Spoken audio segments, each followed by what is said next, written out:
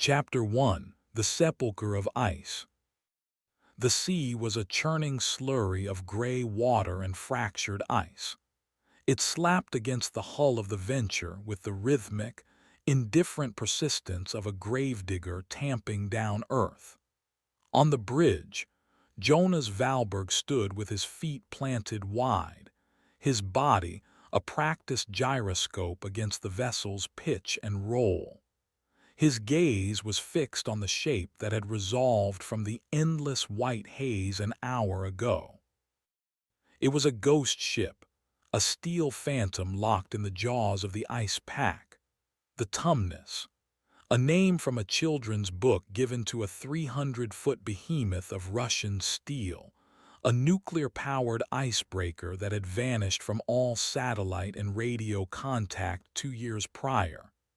Now it sat before them, silent and listing slightly to port, its crimson hull a stark, frozen wound against the monochrome world. "Anything on the radio, Sorina?" Jonas's voice was a low rumble, weathered by decades of salt and wind. Sorina Vance shook her head from her station, her fingers hovering over the console. "Nothing, Captain. Dead air. I've tried every band, every distress frequency. It's like the ship is a void."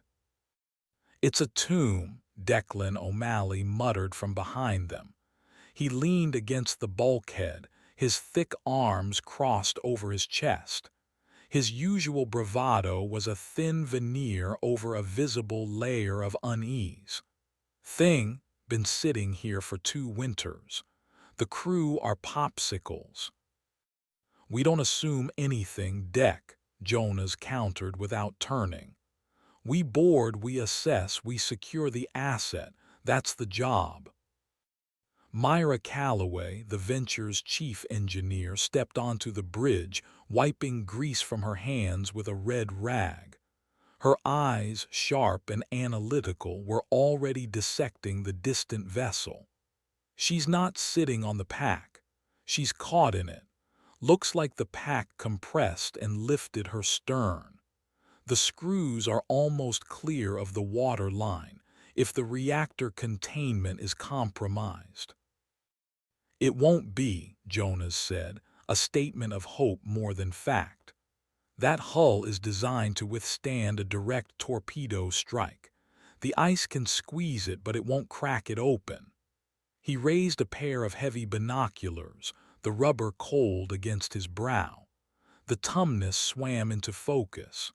A thick, unnatural frost coated every surface, not the clean white of fresh snow, but a gnarled, crystalline rime that looked almost organic. It clung to the railings, smothered the windows of the bridge, and formed jagged teeth on the communication masts. No lights burned. No smoke rose from the stacks. No figures walked the decks. "Range 100 meters, Sorina announced, her voice tight. "Current is pulling us toward her starboard side." "Easy now," Jonas commanded. "Hold us steady." He lowered the binoculars. The silence from the other ship was what unnerved him most.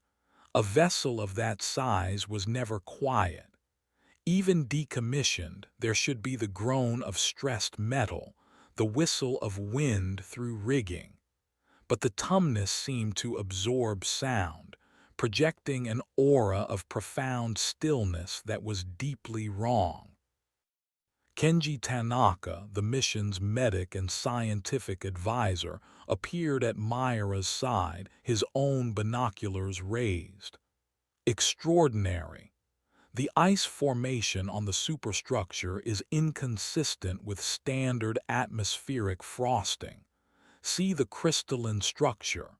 It's dendritic, almost fern-like. I've never seen anything quite like it." "You can take a sample once we're aboard, Kenji," Jonas said. "Deck, get your team ready. Full gear. Environmental suits, comms, personal beacons. We don't know what's waiting for us over there." "Aye, Captain," Deck grunted, pushing off the wall. He shot a nervous glance at the silent icebreaker. "Hope the company is paying hazard bonus for haunted houses." He exited the bridge, his heavy boots clanging on the metal stairs. The Venture crept closer, its engines a low thrum against the oppressive silence of the Arctic. The sheer scale of the Tumnus became apparent. It was a floating fortress, a monument of cold steel. The rime frost was thicker than Jonas had thought, obscuring details, softening the ship's hard lines into something disturbingly organic. It looked less like a vessel and more like the exposed skeleton of some colossal, prehistoric creature. "I have a thermal reading," Myra said, her eyes narrowed at her console. "Faint, deep within the hull near the stern, consistent with the residual heat of a shut-down reactor core." "So it's not a complete ice cube," Jonas murmured. "Good, that's something." He keyed his ship-wide comm. "All hands, this is the captain. We are making our approach. Boarding team to the forward deck. Stand by to deploy the gangway." He turned to Kenji. "What's our biggest non-mechanical risk?" Kenji lowered his binoculars, his expression serious. "Biocontaminants, Captain. An airtight vessel with a deceased crew could be a hothouse for anything from weaponized bacteria from their research labs to a simple, virulent strain of botulism. The suits are a precaution, not a guarantee. If the air seals are broken, then we find out what killed them the hard way," Myra finished, her tone flat. The Venture drew alongside the Tumnus. The proximity was dizzying. The icebreaker's crimson hull, scarred and gouged by the ice, towered over them. The name, printed in huge Cyrillic letters, was partially obscured by the strange frost. A heavy, cloying sense of age and decay radiated from it, a feeling that went beyond the simple fact of its abandonment. Deck and his two-man team, Gunnar and Pike, stood on the deck below, clad in bulky orange environmental suits. They operated the crane, swinging a heavy magnetic gangway across the churning gap between the two ships. It slammed against the Tumnus's hull with a deafening clang that seemed to violate the profound silence. For a moment, everyone froze, listening to the echoes die. They half expected a response, a light, a voice, a movement. Nothing. The ship remained inert, a sleeping giant. "Gangway secure," Deck's voice crackled over the radio. "Ready to board."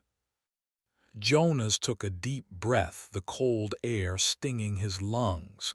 He grabbed his own hooded parka. "I'm going over with them. Myra, you have the con. Keep the engines hot. If I give the order to pull away, you do it without hesitation. Do you understand?" Myra met his eyes, her expression grim.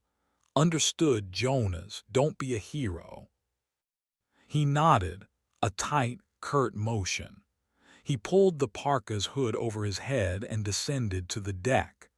The air was a physical force, a wall of cold that sucked the breath from his chest. He checked the seal on his own helmet, the world shrinking to the circular view of his faceplate. He crossed the gangway, his magnetic boots clomping on the metal. When he stepped onto the deck of the Tumnus, the feeling of wrongness intensified tenfold. The deck was coated in a layer of the same crystalline frost, which crunched under his boots like powdered glass. It wasn't slippery. It offered a strange, gripping texture. "Captain, you read me." Deck's voice was tinny in his ears. "Loud and clear, Deck. What's our entry point? Midship airlock seems to be our best bet. The outer door is ajar. Ajar, Jonas repeated, a knot of unease tightening in his stomach. Airlocks on a ship like this were not left ajar. They moved across the deck in a tight formation, their headlamps cutting cones of white light through the polar twilight. The silence was absolute. No wind, no engine hum, just the sound of their own breathing, amplified in their helmets. They reached the airlock.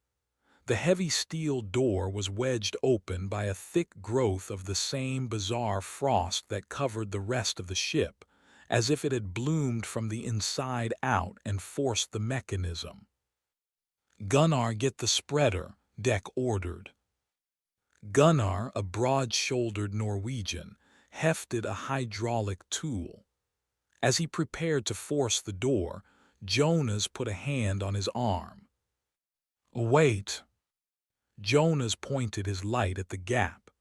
Inside the outer chamber of the airlock, something was scratched into the frosted inner wall. It wasn't Russian. It wasn't English. It was a series of frantic, clawed lines, a desperate scrawl. In the center was a crudely drawn circle with lines radiating outward, like a child's drawing of a sun.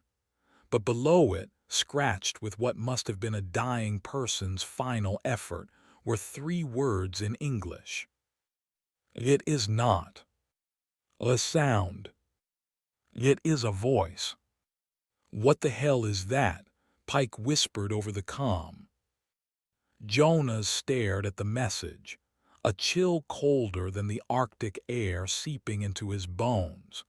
He had a sudden, overwhelming urge to call off the mission, to retreat to the warmth and safety of the venture and leave this frozen tomb to its secrets. But the salvage contract was worth millions. It was his last chance to erase the debts of his past. He pushed the feeling down. "We don't know what it means. It's a ship of ghosts. People go mad in this kind of isolation." He took a step forward. "Open it. Let's see what they were so afraid of." Deck nodded, his face unreadable behind his own visor. "Gunnar, get it done." The hydraulic spreader whined, a high, piercing sound in the dead quiet.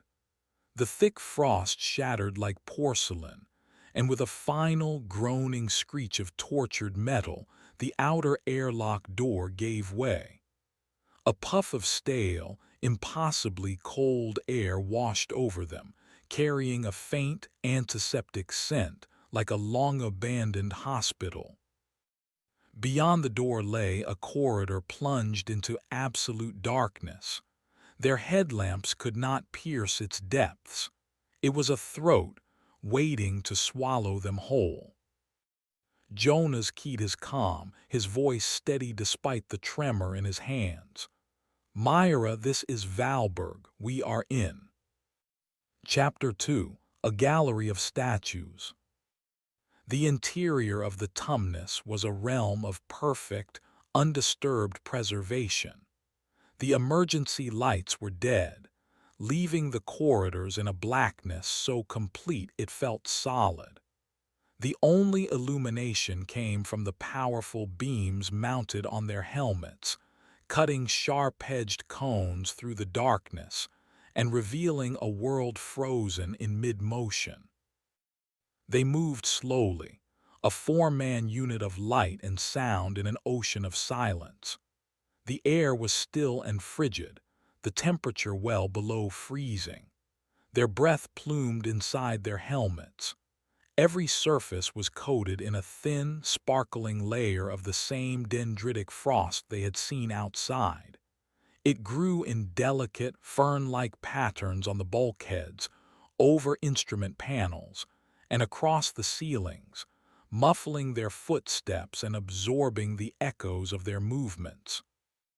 "Feels like a cathedral," Pike whispered, his voice hushed over the comm. "Keep the chatter down," Jonas ordered, his own voice a low command. "Stay sharp." They passed the crew quarters first. The doors hung open. Inside, bunks were left unmade. A paperback novel lay face down on a pillow, its pages stiff with ice. A coffee mug sat on a small desk, the dark liquid within it a solid, unmoving disk. In another cabin, a set of family photographs was pinned to a board, the smiling faces staring out from behind a crystalline veil of frost. It was all so mundane, so eerily normal, as if the crew had simply vanished in the middle of a Tuesday morning. Jonas ran a gloved hand along a wall. The frost crunched, but it did not melt at his touch. It was colder than simple ice. "Kenji, you getting this?" he transmitted. Kenji's voice came from the Venture's bridge, piped into their comms. "I'm seeing your suit telemetry, Captain. The ambient temperature is -40 degrees Celsius. The frost surface temperature is. That can't be right. It's reading several degrees colder. It seems to be actively drawing heat from its surroundings." "So it's not just frozen water," Deck grunted. "Great." They proceeded deeper, following the ship's layout schematics that Myra was feeding to their helmet displays. Their destination was the bridge, the ship's nerve center. If there were any logs, any clue as to what happened, it would be there. The path took them through the galley and the mess hall. The scene that greeted them there made them all pause. Tables were set for a meal. Plates held food that was now frozen solid, gray, and unidentifiable. Forks were held in hands that were no longer there. A game of chess was halfway finished on a corner table, the pieces frosted to the board. It was a snapshot of interruption, a moment of life flash frozen. "This is wrong," Gunnar said, his voice thick. "They didn't just abandon ship. It's like they were here 1 second and gone the next." "Or they were taken," Pike added, his light darting nervously into the shadowed corners of the vast room. Jonas felt it too. The ship wasn't empty. The emptiness itself was a presence, a weight. The silence was not an absence of noise, but a presence of stillness. He pushed the thought away. It was the isolation, the strangeness, nothing more. "Let's keep moving," Jonas said, his tone leaving no room for argument. "The bridge." They ascended a series of stairwells, their magnetic boots locking onto each step with a heavy clack. The frost grew thicker on the upper levels, its intricate patterns more elaborate. It wasn't random. It seemed to flow, to follow unseen currents in the air, creating Baroque sculptures of ice on the walls. The doors to the bridge were closed but not locked. Deck pushed them open. They swung inward with a soft, sighing sound. The bridge of the Tumnus was a cavern of shadows and muted light. The large, forward-facing windows were completely caked over with the thick rime, casting the room in a perpetual twilight. The only light came from their helmet lamps dancing over dead consoles and frosted controls. But it was not empty. Seated in the captain's chair was a figure in a heavy officer's uniform. Another stood at the navigation console, a hand resting on the throttle. A third was slumped over the communications panel. They were perfectly still, statues of ice and flesh. "My God," Pike breathed. Jonas moved forward cautiously, his heart pounding a heavy rhythm against his ribs. He approached the figure in the captain's chair. It was a woman, her face pale and serene, her eyes open and staring blankly at the frosted windows. A thin layer of the crystalline frost coated her skin and uniform, making her glitter faintly in their lights. "They're frozen solid," Deck stated, his voice stripped of its usual bravado. "Every last one of them." Jonas reached out a gloved hand, hesitating a fraction of an inch from the woman's cheek. There was no sign of violence, no trace of fear in her expression. She looked peaceful, resigned. "Kenji," Jonas said into his calm, his voice strained. "We found some of the crew on the bridge. They're dead, frozen." "Cause of death," Kenji's voice was sharp, clinical. "Are there signs of struggle, injury?" "Negative. They look like they fell asleep at their posts." Jonas moved his light from one figure to another. "There are 3 up here, all of them just stopped." Captain, Gunnar called from the back of the bridge. "There's a logbook here, on the chart table." Jonas joined him. A heavy, leather-bound book lay open. The last several pages were filled with writing. The script started off as neat, disciplined Russian, but progressively became more erratic. The final entries were in the same frantic English as the message at the airlock. Jonas shone his light on the last entry, a single, spidery sentence. "We hear it now, not with our ears but with our bones. It is a beautiful song. We are so cold. Eva is telling us not to be afraid. She says it is a gift, a new way to survive." "Eva," Jonas read aloud. He looked over at the frozen woman in the captain's chair, Captain Eva Lindholm. She was their captain. "A gift," Deck scoffed. "Some gift. What the hell happened here?" Before Jonas could answer, Kenji's voice crackled urgently in their ears. "Jonas, Myra has a priority update. She's been running deep scan diagnostics on the ship's systems through the schematics. The ship's internal sensors are still active on a low-power backup. They're sporadic, but she's getting readings." "Readings of what?" Jonas asked. "Life signs," Kenji said, and the 2 words dropped into the frozen silence of the bridge like stones into a deep well. "Multiple life signs, faint but stable, coming from the medical bay 2 decks below you." A collective freeze went through the boarding team.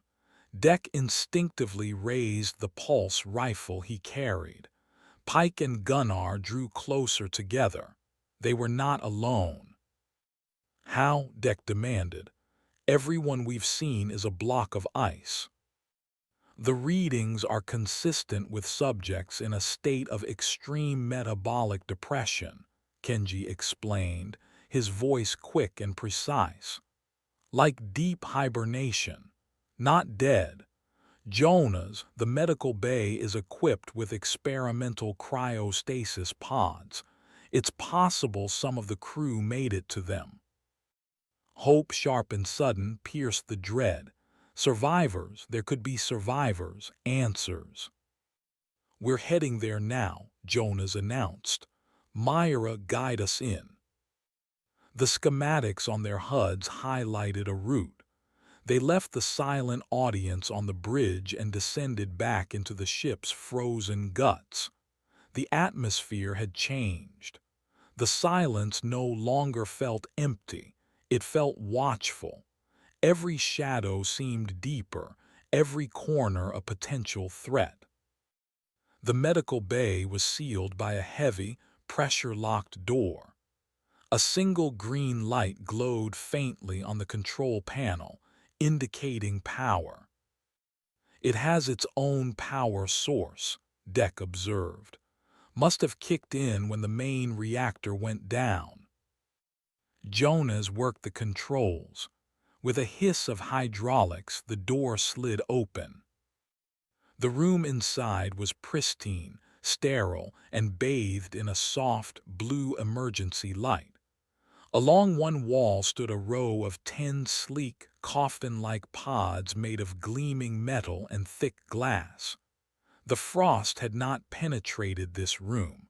The air was cold but dry. And inside 9 of the 10 pods lay members of the Tumnus's crew.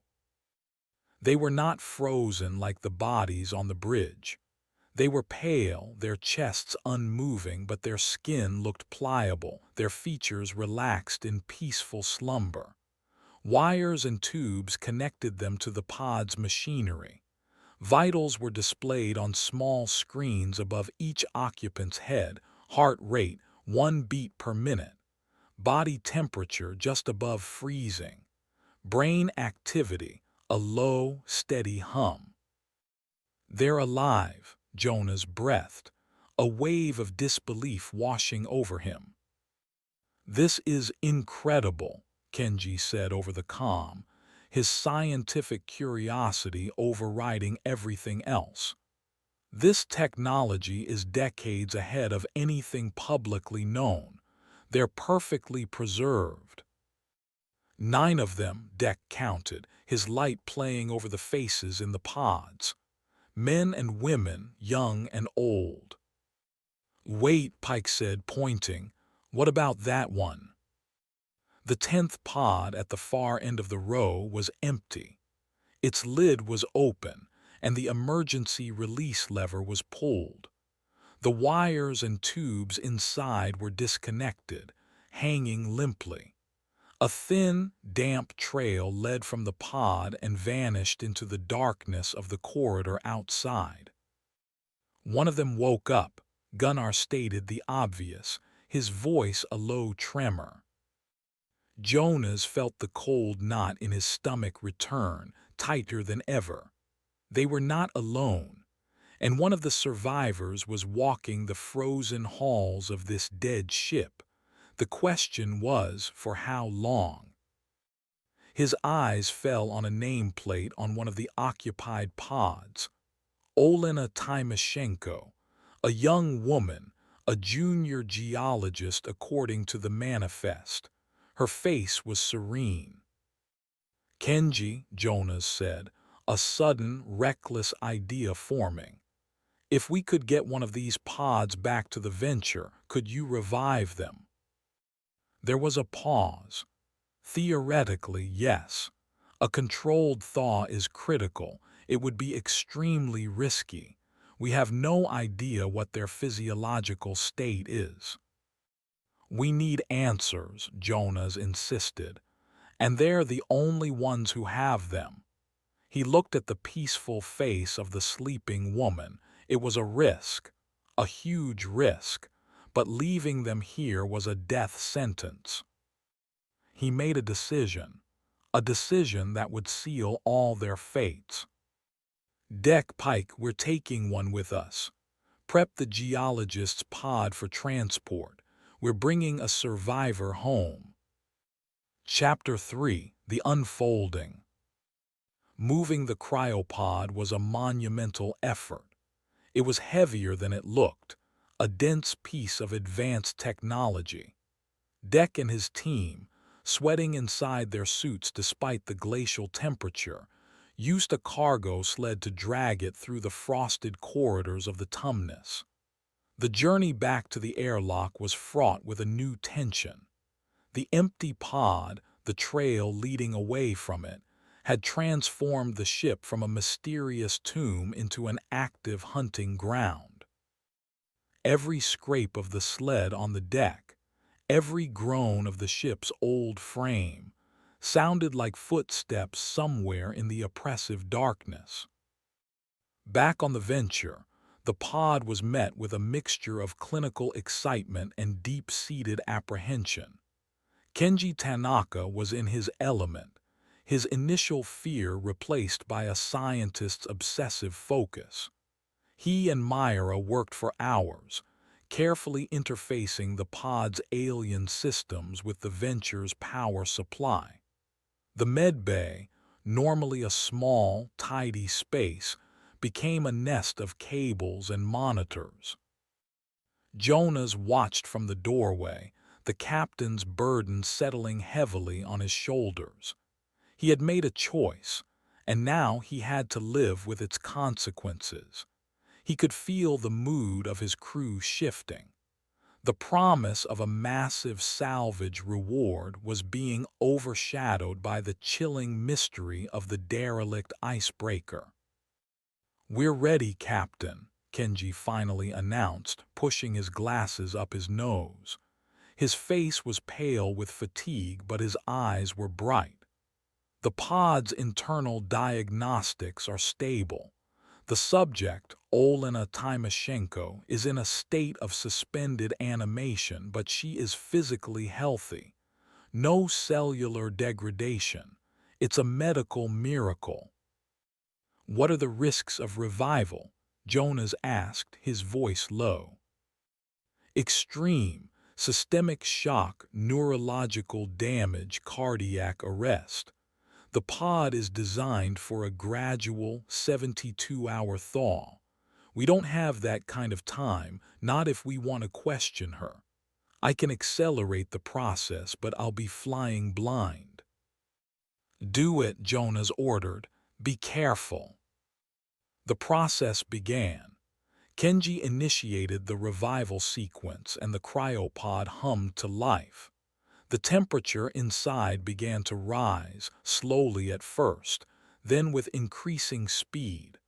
Monitors connected to sensors Kenji had attached to the woman's body flickered with data. Her heart rate climbed from 1 beat per minute to 5, then 10. Her core temperature rose degree by agonizing degree. For hours they watched. Jonas, Myra, and Deck stood a silent vigil as Kenji worked, adjusting nutrient drips, monitoring brain waves, ready to intervene at the first sign of crisis. The first movement was a flicker of her eyelids, then a shallow, hitching breath. A low moan escaped her lips, a sound of profound confusion. "She's coming around," Kenji breathed, his attention locked on his screens. Vitals are erratic but holding. Olena Tymoshenko's eyes opened. They were a pale, cloudy blue, and they darted around the unfamiliar medbay, wide with a primal terror. She tried to sit up, her movements weak and uncoordinated. "Easy, easy," Kenji said in a calm, soothing voice, placing a gentle hand on her shoulder. "You're safe. You're on a ship called the Venture. My name is Kenji. We rescued you." She flinched at his touch, a gasp rattling in her chest. She looked at the faces staring down at her, her expression a mask of raw fear. Where is the Tumnus?" she whispered, her voice a dry rasp. Her English was heavily accented. "It's nearby," Jonas stepped forward. "We found you there. Can you tell us what happened? What happened to your crew?" Her eyes fixed on him, and the fear was momentarily replaced by something else, a deep, hollow emptiness. "The song," she murmured, "the beautiful, terrible song." She began to shiver, a violent, bone-rattling tremor that had nothing to do with the cold. "It's still in my head." "What song?" Jonas pressed. But she seemed to slip away from them, her eyes losing focus. She started humming, a strange, dissonant melody that made the hairs on Jonas's arms stand up. It was a tuneless, meandering series of notes that seemed to follow no recognizable scale. "She's in shock," Kenji said, administering a mild sedative. "We need to let her rest. Pushing her now could cause a complete breakdown."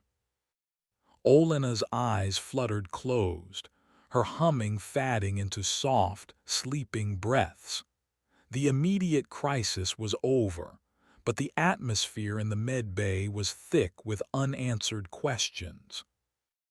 Over the next 24 hours, Olena recovered with astonishing speed. Her physical strength returned at a rate Kenji called medically unprecedented. She ate ravenously and drank liters of water.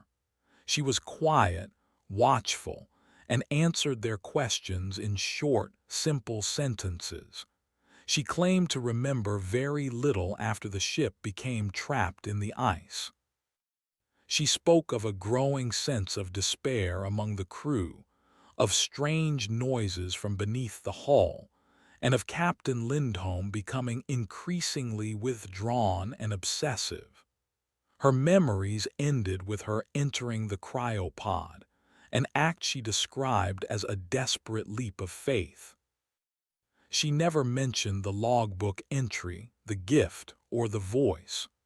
When Jonas asked her about it, a shuttered, guarded look came over her face, and she claimed to know nothing. Despite her physical recovery, there were unsettling oddities. Myra, a woman who missed nothing, was the first to voice them. "She doesn't feel the cold," Myra stated, cornering Jonas on the bridge. "I saw her walk from the med bay to the galley this morning. She was just in her thin jumpsuit. The temperature in these corridors is barely above 10 degrees Celsius. She didn't even shiver." Jonas had noticed it too. Olena seemed completely impervious to the ship's chill. She would stand for long periods by the portholes, staring out at the ice-locked Tumnus with an unnerving stillness. Kenji documented other anomalies. Her core body temperature was a stable 35 degrees Celsius, 2 degrees below the human average. Her heart rate was a slow, steady 40 beats per minute, the rhythm of a deep-sea diver or an elite athlete at rest. Most peculiar was her reaction to sound. Sorina, running a sonar scan of the ice pack, caused a high-frequency feedback squeal over the comms. Most of the crew flinched. Olena, who was nearby, collapsed to her knees, clutching her head and screaming. A raw, piercing sound of agony. "It's like her senses are retuned," Kenji theorized later, poring over his data. "Her hearing is incredibly acute in certain frequencies, but she seems almost deaf to others, and her skin, I took a small sample. The cellular structure is hyperhydrated. The cell walls are unusually thick, almost crystalline in their structure. It's like her body is preparing itself for something, adapting." The word hung in the air. Adapting to what? The true turning point came on the third night. A storm had blown in, a blizzard that reduced visibility to zero and slammed the Venture with hurricane-force winds. The ship groaned and shuddered, tethered to the massive bulk of the Tumnus. Pike, one of Deck's salvage crew, was on watch. He was doing a routine check of the exterior equipment when he saw her. Olena, standing on the open deck in the heart of the raging blizzard. She was wearing only her thin jumpsuit, her bare feet planted on the snow-dusted steel deck. The wind, a lethal force that would kill an unprotected person in minutes, whipped her hair around her face, but she did not seem to notice. Her head was tilted upward, her face turned toward the Tumnus, as if she were listening to something no one else could hear. Pike, alarmed, opened the hatch to call to her. "Olena, get inside, you'll freeze." She turned her head slowly, her movements unnaturally fluid. The pale blue eyes that met his were not the eyes of the frightened survivor they had rescued. They were cold, ancient, and utterly devoid of humanity. A faint, blue-green luminescence, like foxfire, seemed to glow from within their depths. "It's not cold," she said, and her voice was different. It was a low, resonant hum, a perfect echo of the strange melody she had hummed when she first awoke. "It's quiet. He is finally quiet." Pike felt a primal fear seize him. He took a step back, fumbling for his radio. "Captain, we have a problem." Before he could say more, Olenna moved. She didn't run. She flowed across the deck, covering the 20 feet between them in a silent, impossible blur of motion. She raised a hand, her fingers unnaturally long and pale. The last thing Pike saw was her serene, beautiful face, framed by the swirling snow. The last thing he heard was a soft, melodic hum that seemed to vibrate in his very bones. An hour later, they found Pike's radio lying in the snow on the deck. A smear of blood, frozen black, stained the steel beside it. Of Pike himself, there was no sign. The ship-wide alert went out. Jonas sealed the bridge, his face a grim mask of granite. "Lock down the entire ship," he ordered Myra. "Seal every section. Nobody moves without my authorization. She's loose." Deck, his face white with fury and grief, checked the weapons locker. "Where is she?" Sorina, her hands shaking at her console, pointed to a single blinking dot on the internal motion tracker. "The engine room," she whispered. "She's in the engine room." Myra's head snapped up, her eyes wide with alarm. "Jonas, the engine room is the warmest place on the ship, the main reactor systems." A sudden, jarring shudder ran through the entire vessel. The lights flickered violently, then died, plunging the venture into absolute, suffocating darkness. The low hum of the engines wound down into a terrifying silence. Only the howl of the blizzard outside remained. Myra's voice, tight with panic, cut through the black. "She's shut down the power. She's shut down the life support. My God, Jonas. She's not adapting to the cold. She's bringing it with her." Chapter 4. The first note of the song. The darkness that consumed the venture was absolute. It was a physical weight, a thick, smothering blanket that erased the world. For a long moment, the only sound was the howling of the wind outside and the frantic, shallow breathing of the crew on the bridge. Then Jonas's voice cut through, hard as iron. "Emergency lighting, Myra now." "On it." Myra's reply was sharp, her fear channeled into focused action. There was a fumbling sound, then the loud clank of a manual override switch. A series of dim, red emergency lights flickered to life along the floor and over key consoles. They did not illuminate. They merely held the deepest shadows at bay, painting the bridge and its occupants in a hellish, crimson glow. The world had become a submarine on alert. "Report," Jonas demanded, his silhouette a dark, solid shape against the red-lit panels. "Main power is offline," Myra said, her fingers flying over a now-dark console, relying on muscle memory. "The primary reactor is scrammed." She didn't just flip a switch. She triggered a full emergency shutdown. Restart sequence will take hours, assuming she didn't sabotage the control rods. "Life support. Running on battery backup. We have air, but the ship's heating is gone. Temperature will start to plummet. We have maybe 6 hours before the internal climate becomes unsurvivable. 6 hours. The words hung in the cold air.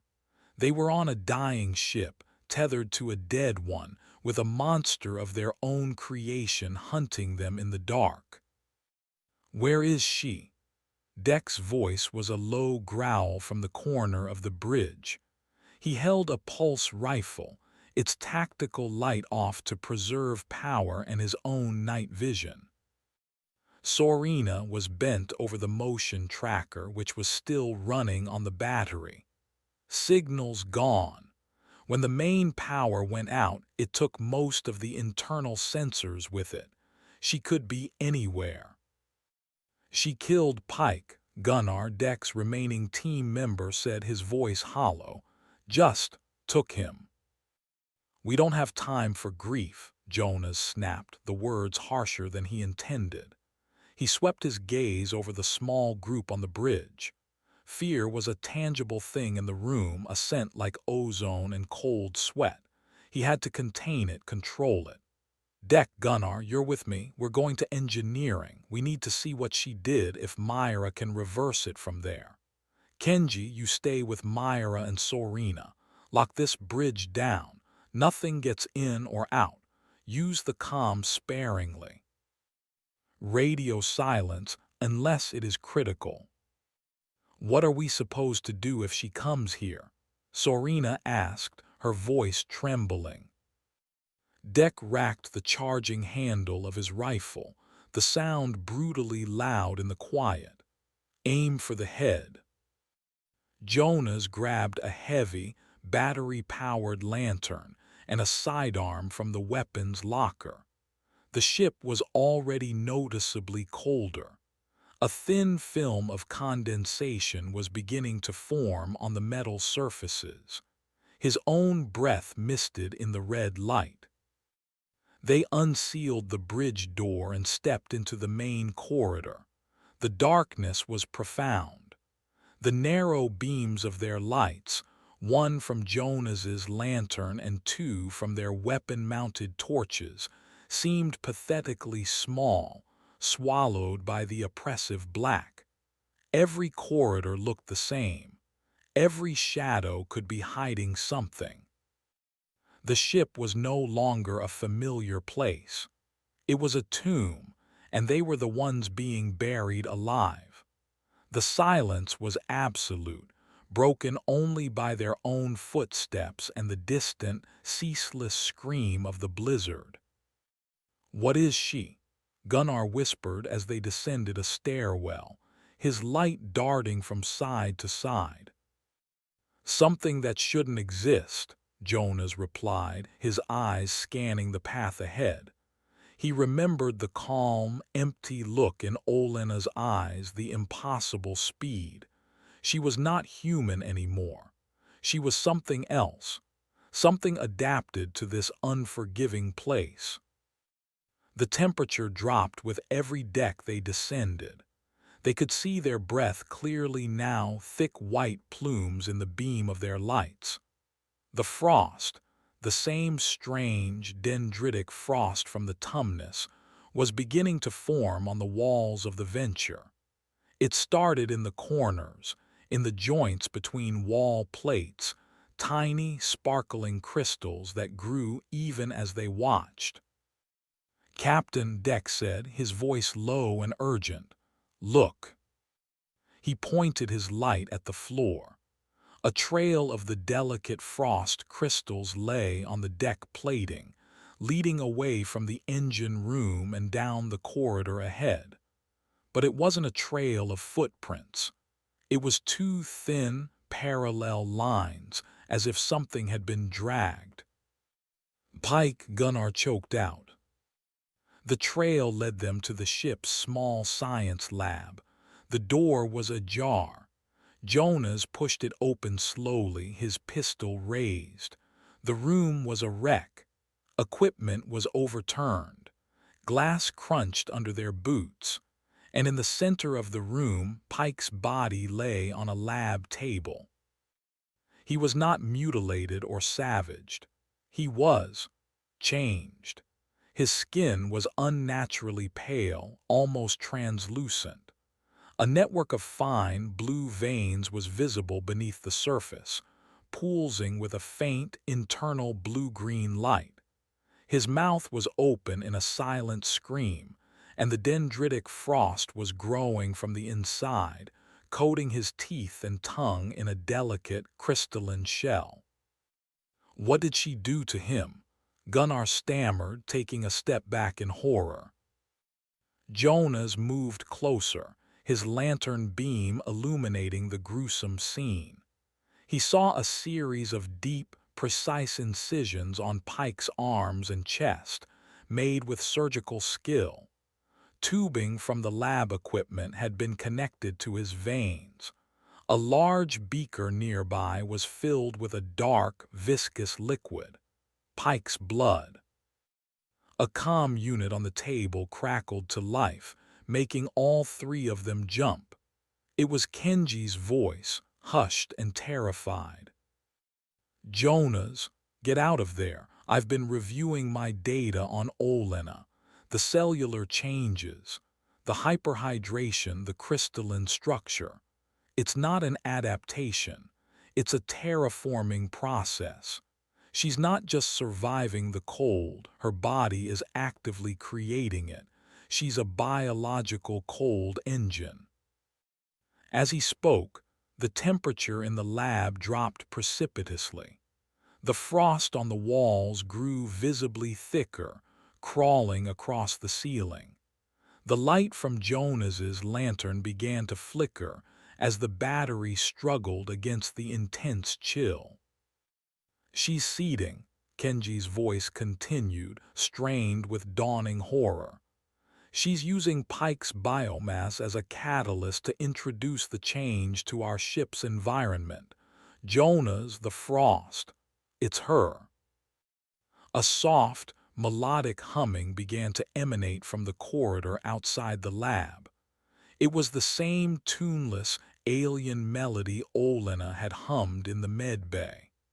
It vibrated through the deck plates, a low, resonant thrum that they felt in their teeth, in their bones.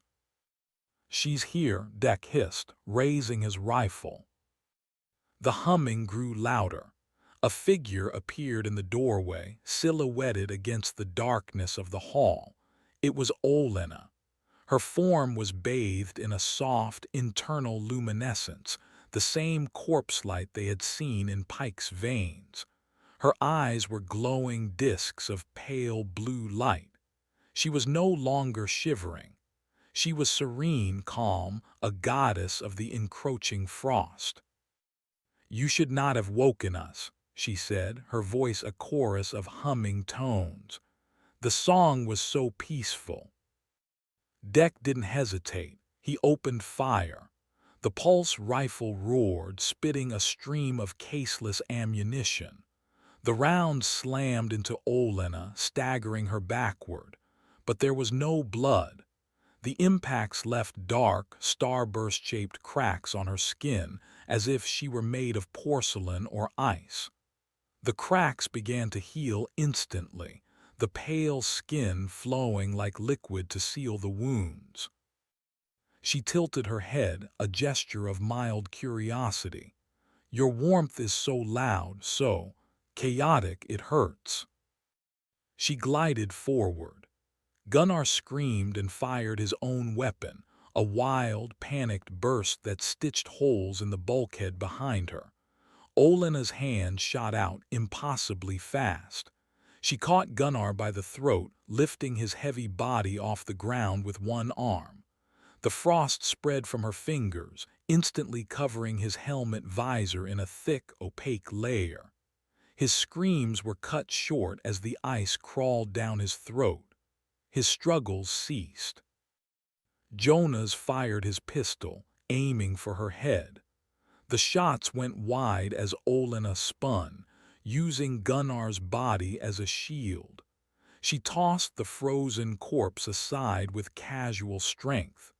It hit the wall with a sound like shattering glass. "Captain, get out!" Deck yelled, laying down suppressing fire to cover Jonas's retreat. "Go!" Jonas backed away, his heart hammering, his mind reeling. This was not a fight they could win. This was an extermination. He turned and ran, Deck right behind him, the sound of the alien humming chasing them down the freezing, darkening corridors. They slammed a pressure door shut behind them, locking it, knowing it would not hold her for long. They stumbled back onto the bridge, breathless, their faces stark with terror in the dim red light. "She killed Gunnar," Deck gasped, leaning against the console. "Just froze him solid." Before anyone could react, Sorina cried out from her station. "Captain, the sonar, it's picking something up." "From where?" Jonas demanded, moving to her side. "Not from the water," she whispered, her eyes wide with terror as she pointed at the screen. The display showed a schematic of the Tumnus, their own ship a smaller shape beside it. "It's coming from the Tumnus, from the medical bay." On the screen, 9 distinct signals, identical to the one Olena had emitted, flared to life. One after another, a cascade of awakening life signs. The humming they had heard in the corridor was now coming through the hull of their own ship. It was faint at first, then it grew in volume and complexity. It wasn't just one voice anymore. It was a choir, a 10-part harmony of cold, alien music, the Sub-Zero Canticle, the song of the hibernators, and they were all waking up. Chapter 5: The Conductor in the Ice. The canticle resonated through the Venture's hull. It was not a sound one simply heard. It was a presence one endured. The low, harmonic hum was a physical pressure, a vibration that worked its way through the steel and into the bodies of the remaining crew. It set teeth on edge, vibrated deep in the chest cavity, and seemed to whisper directly into the mind, just at the edge of comprehension. On the bridge, panic was a coiled snake. Sorina had her hands pressed to her ears, though it did no good. The song was inside the ship, inside them. Kenji was staring at the sonar display, his scientific detachment shattered, replaced by the horrified awe of a man witnessing the birth of a new, terrible physics. "They're awake," Kenji murmured, his voice trembling. "They're all awake. The revival. It wasn't just Olena. It was a signal. We woke her and she woke the others." "She's a bloody radio," Deck spat, reloading his rifle with shaking hands. "She was the antenna." Jonas stood before the forward viewport, staring into the swirling blackness of the blizzard. He could no longer see the Tumnus, but he could feel it. It was no longer a dead ship. It was a nest, a hive, and they had just kicked it. The temperature on the bridge had continued to drop. The strange, beautiful frost was now crawling up the viewport from the outside, its crystalline tendrils spreading like a living thing. "Myra," Jonas said, his voice a low, steady anchor in the storm of fear. "We are cut off. We are losing the ship. What are our options?" Myra Calloway, ever the pragmatist, had her face buried in a ruggedized tablet computer, its screen the only source of white light on the bridge. "Options are limited," she said, not looking up. "The main reactor is a lost cause while she's down there. Life support batteries have. Maybe 3 hours left at this rate. The cold is draining them faster than anticipated. The mooring clamps connecting us to the Tumnus are hydraulic. No power, no release." "Can we cut them?" Deck asked. With what? The plasma cutters are in the main workshop, 4 decks down. We'd freeze before we got the generator started. So we're stuck, Sorina whispered. No, Jonas said, we are not. He turned from the window, his face set. The indecision, the fear, it was gone, replaced by the cold, hard certainty of a captain with no good choices left. There is one way to sever those clamps, a manual override, an explosive bolt system. Myra looked up from her tablet, her eyes wide. Jonas, no. The bolts are a last resort. They're designed to shear the clamps in a catastrophic failure. The recoil could buckle our own hull plates. It's better than freezing to death in the dark while those things crawl over here, Jonas countered. Where is the activation panel? External, Myra said, her voice flat. On the hull, adjacent to the main mooring assembly. Someone has to go outside.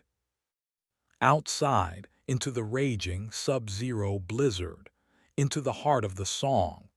The crew exchanged grim glances. It was a suicide mission. I'll do it, Deck said immediately, stepping forward. Gunnar was my man, Pike too. I owe them this. You won't go alone, Jonas stated. I'm going with you. Kenji, I need you and Sorina to find another way to fight them. A weakness. Anything. You're the expert on what they are. Kenji nodded, a new resolve hardening his features. The logbook from the Tumnus. The captain, Eva Lindholm. The final entry said she was telling them not to be afraid. She was their leader. Olena confirmed it. They follow her. The patriarch, Jonas breathed, remembering the name they had given the serene, frozen figure in the captain's chair.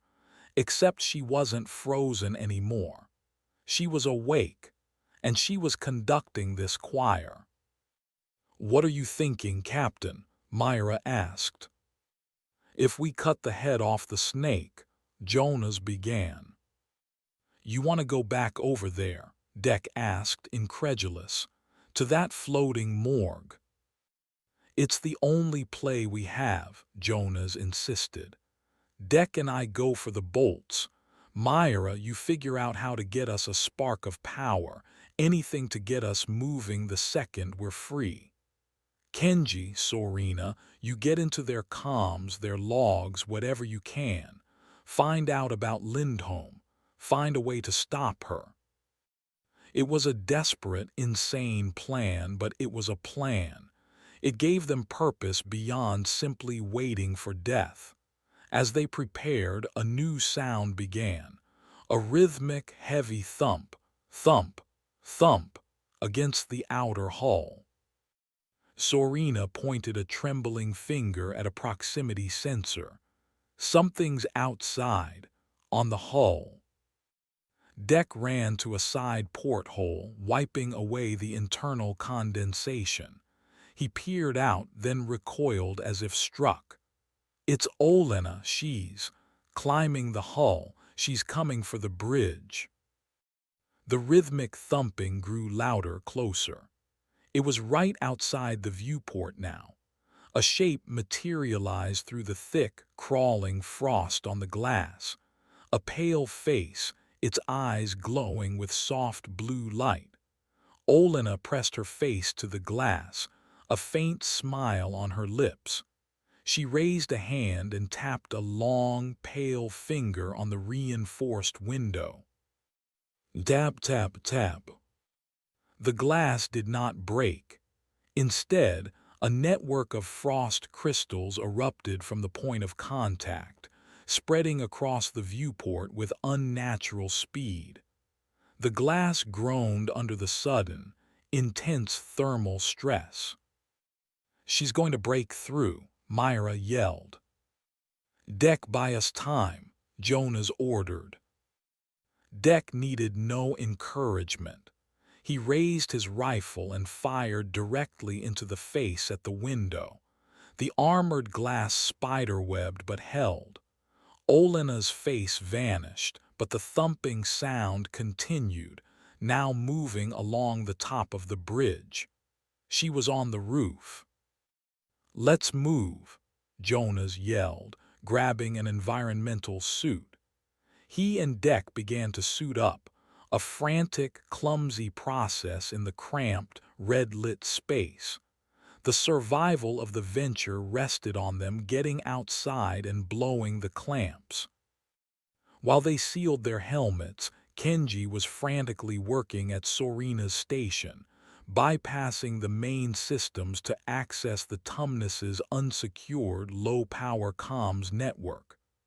"I'm in," he said, his voice tight with concentration. "I'm accessing their internal ship logs, audio files, the last ones." "Play it," Jonas said, his voice muffled by his helmet. Kenji hit a key.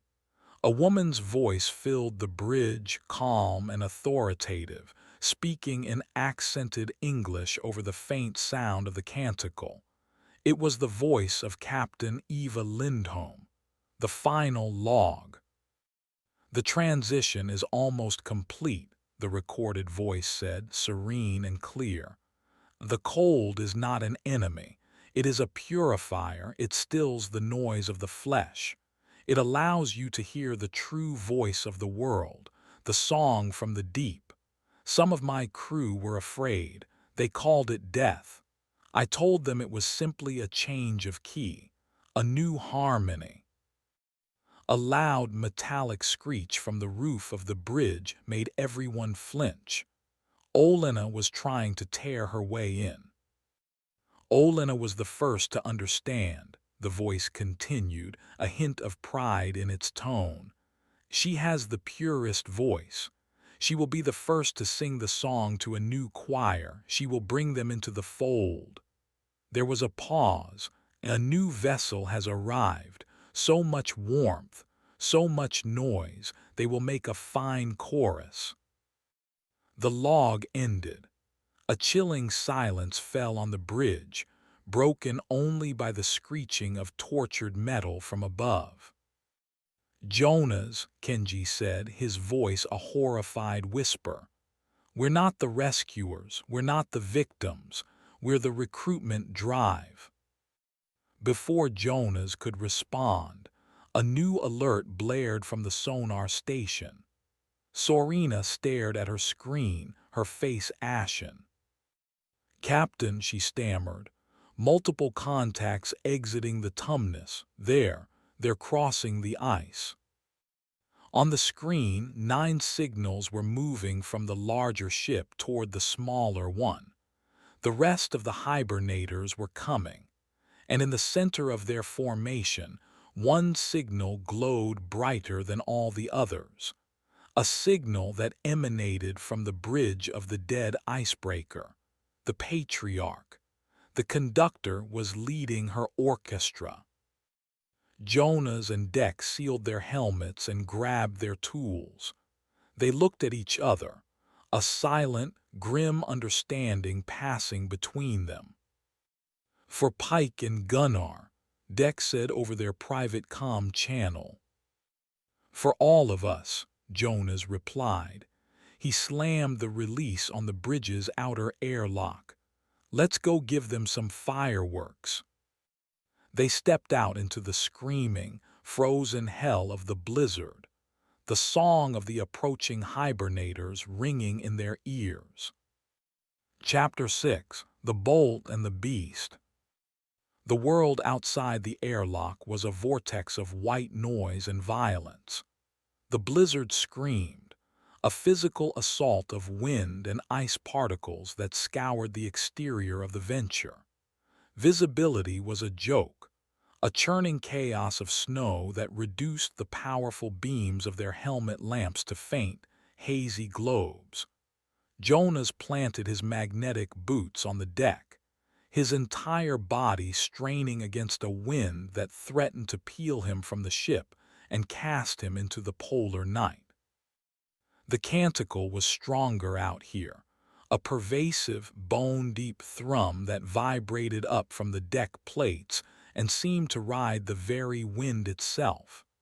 It was the blizzard's own terrible hymn. "This is madness," Deck's voice yelled over the calm, distorted by the gale. "We can't see a damned thing." "Follow the lifeline," Jonas shouted back, his own voice raw. He pointed to the thick, yellow cable snaking from the airlock. "It leads to the mooring assembly. Stay clipped." They moved like deep-sea divers in a benthic storm. Each step was a deliberate, forceful act.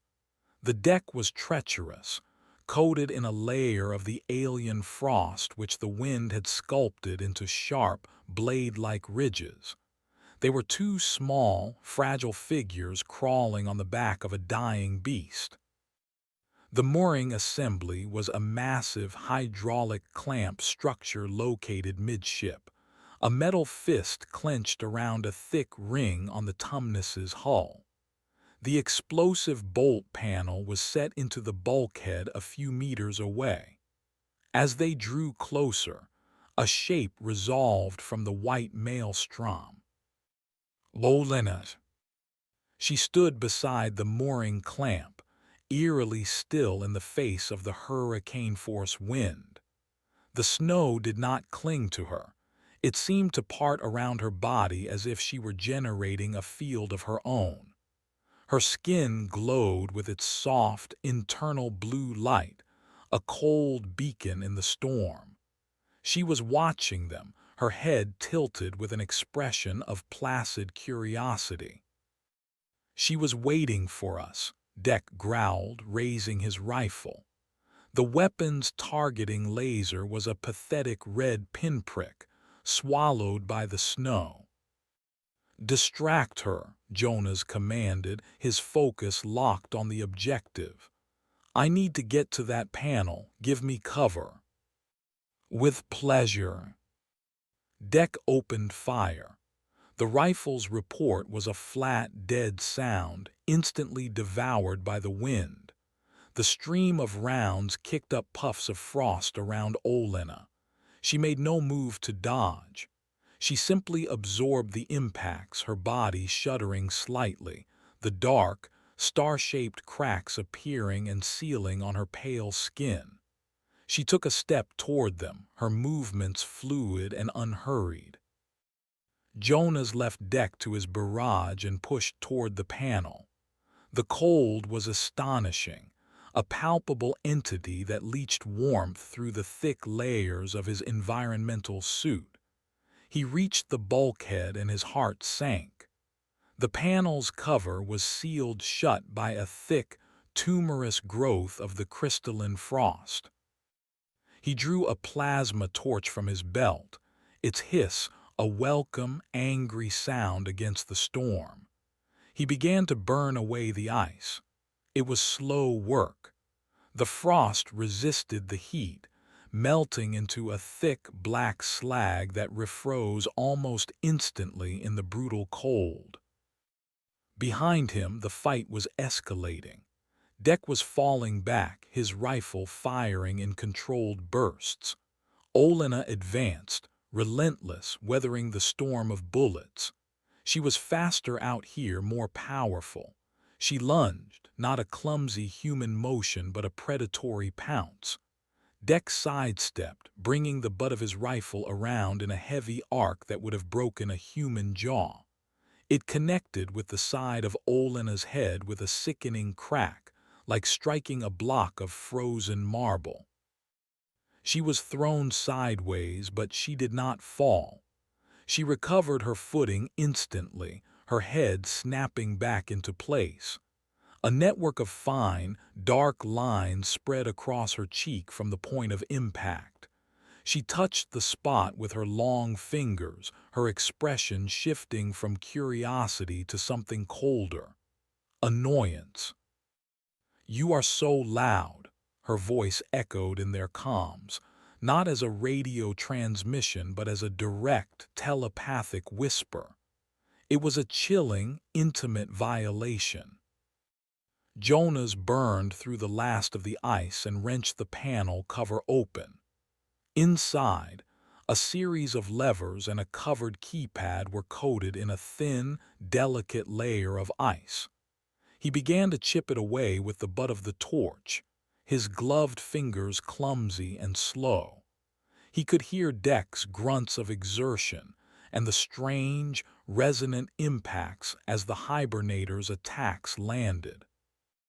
"Jonas, hurry it up," Deck yelled, his voice strained. "I can't hold her off forever."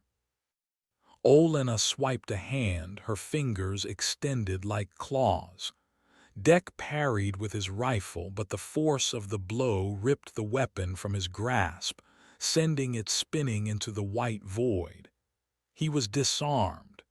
He drew his combat knife, a hopelessly inadequate weapon. "Your song is short," Olenna whispered in their minds. She lunged again. Jonas cleared the ice from the keypad. The activation sequence required a 6-digit code and the turning of 3 manual keys. Myra's voice read the code into his ear from the bridge, a string of numbers he punched in with trembling fingers. A green light blinked. Code accepted, awaiting manual key activation. He grabbed the first key. It was frozen solid. He slammed his fist against it once, twice. It refused to budge. He hit it again with the base of the plasma torch. With a shriek of tortured metal, it turned. One down. Deck roared, a sound of pure defiance. He charged Olenna, tackling her, driving her away from Jonas. The two figures grappled, a chaotic tangle of orange suit and pale, glowing limbs, and then they were gone, disappearing over the side of the ship into the churning snow. "Dac!" Jonas screamed. He scrambled to the edge, his light cutting uselessly into the abyss. There was nothing below but the storm and the dark, churning water between the two hulls. Then he saw it. Deck's lifeline stretching taut over the edge. He was still connected. Jonas turned back to the panel, his mind a maelstrom of grief and fury. He had one focus. He struck the second key, and it turned. He moved to the third. A hand, pale and glowing, shot up from over the railing and grabbed the edge of the deck. Olenna pulled herself up, her movements as fluid as ever. Her face was a mask of cold fury. Below, Deck's severed lifeline fluttered in the wind like a yellow streamer. She moved toward Jonas. He had no weapon, no time. He ignored her. He focused all his strength, all his will on the final key. He brought the heavy plasma torch down on it like a hammer. The key turned. A klaxon began to blare from the panel, a shrill, piercing alarm. A bright red light flashed. "Warning, explosive BOLTS armed. Detonation in 10 seconds. Olenna paused, her head cocked as she registered the new sound. She looked from the flashing light to Jonas. Understanding dawned in her cold, blue eyes. She surged forward. Jonas didn't run. There was nowhere to go. He braced himself against the bulkhead, watching her come. 5-4. She was almost upon him, her hand reaching for his throat. 3. He closed his eyes. 2. A massive, violent explosion ripped through the ship. The deck beneath Jonas's feet bucked like a living thing. The sound was a physical blow, a concussive force that hammered him against the bulkhead. He was thrown sideways, his helmet striking metal with a sharp crack. The world dissolved into a blinding white flash and a deafening roar. The immense mooring clamp, sheared from its housing by the explosive bolts, was flung away into the storm. The Venture, suddenly freed from the immense weight of the icebreaker, lurched violently to starboard. Jonas felt a moment of weightlessness, and then a brutal, crushing impact as he was slammed into a deck winch. His vision swam with black spots, the wail of the klaxon, and the scream of the blizzard merging into a single, overwhelming wave of noise.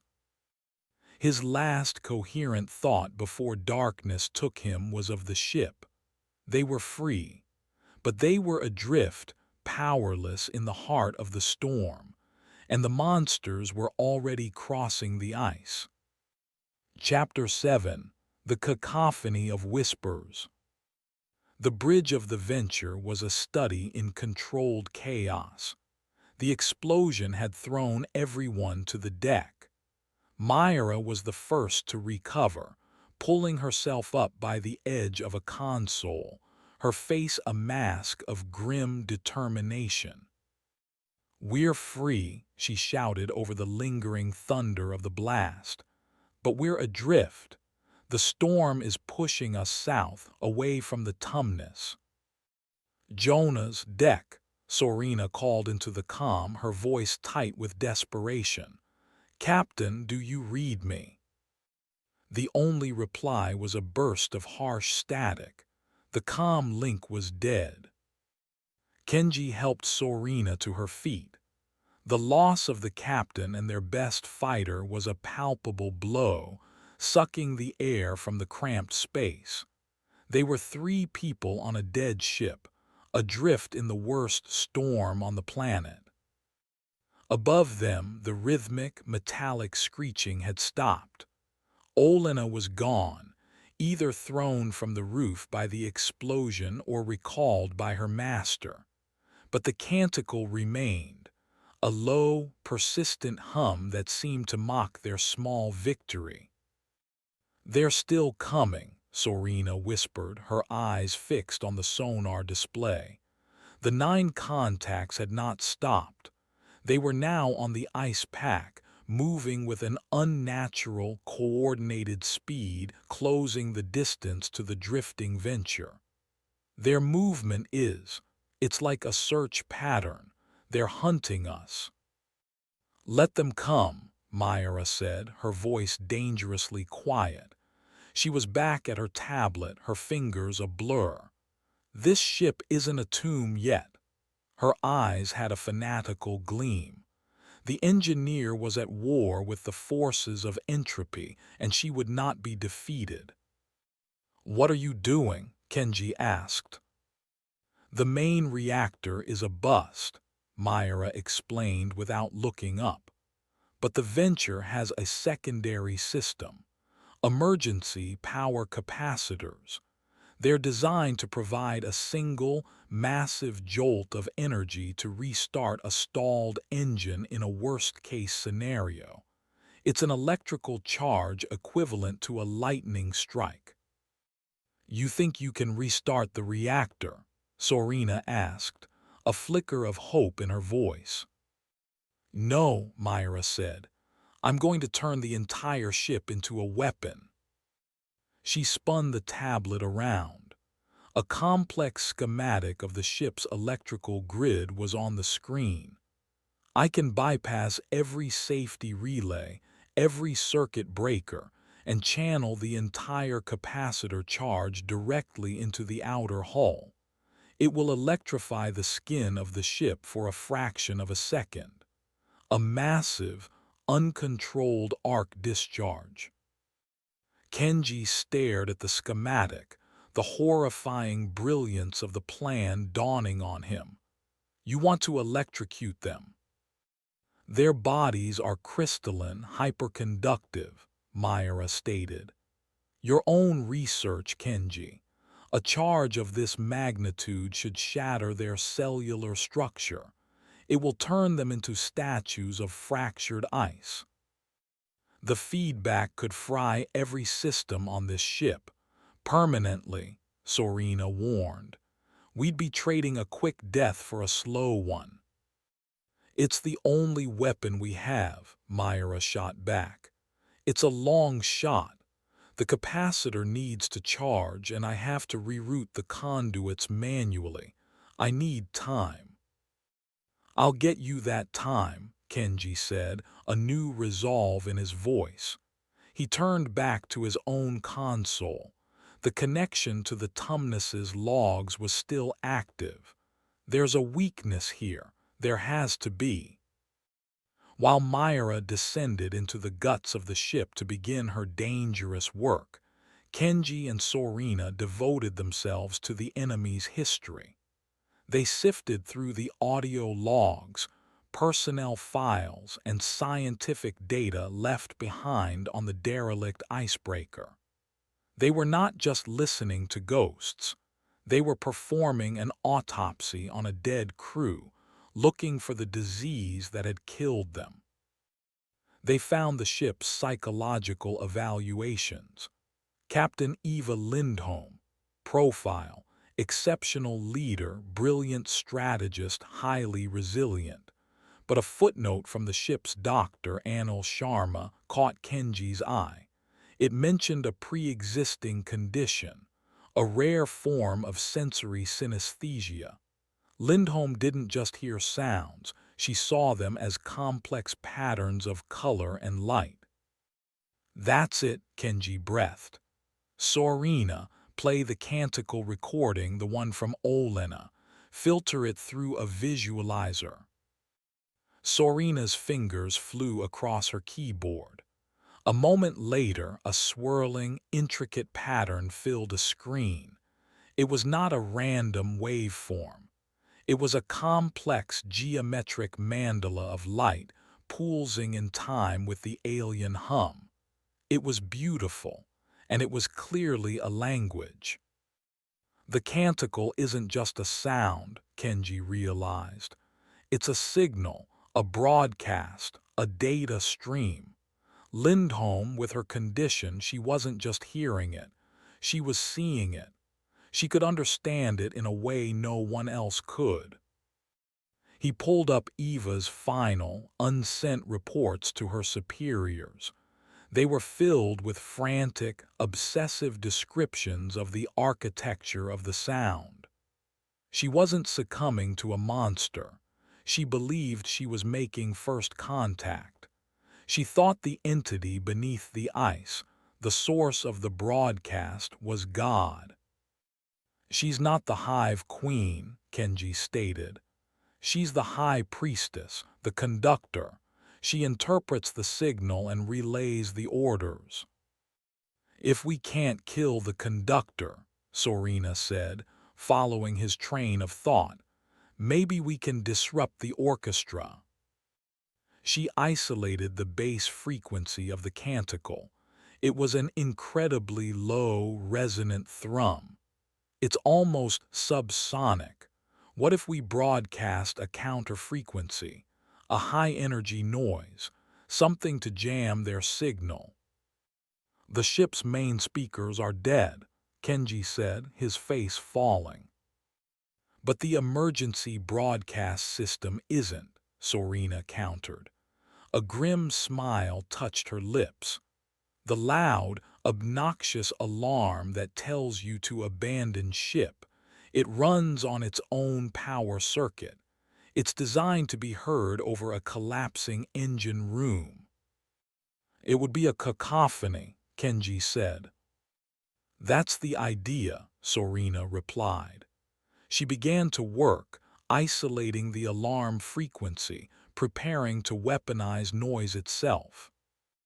Their work was interrupted by a new alert from the external sensors.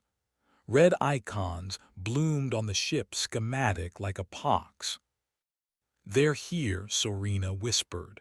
The 9 contacts were no longer on the ice. They were on the hull, all over it. "They're boarding." A deep, groaning screech echoed from the lower decks. It was the sound of the main cargo bay door, a meter of reinforced steel being forced open. Myra's voice crackled over the comm, strained and breathless. "Kenji, I need more time. The final conduit is corroded. I have to physically bypass it. 10 minutes at least." "You don't have 10 minutes," Sorina said, her voice shaking as she pointed to the schematic. Multiple red icons were now inside the ship. They were moving up from the cargo bay, spreading through the lower decks with a terrifying, coordinated purpose. Then Kenji saw something on the comm's logs that made his blood run cold. A text-only message, sent from Eva Lindholm's terminal on the Tumnus to the terminal in the Tumnus's medical bay just moments before the hibernators had crossed the ice. It wasn't an order. It was a designation, a target priority. It was a single name. Kenji Tanaka. "They're not just exploring," he said, a horrifying understanding dawning. "They're not just killing. They know who I am. Eva read my mission profile from the Venture's computer before we shut her out. They're hunting me specifically."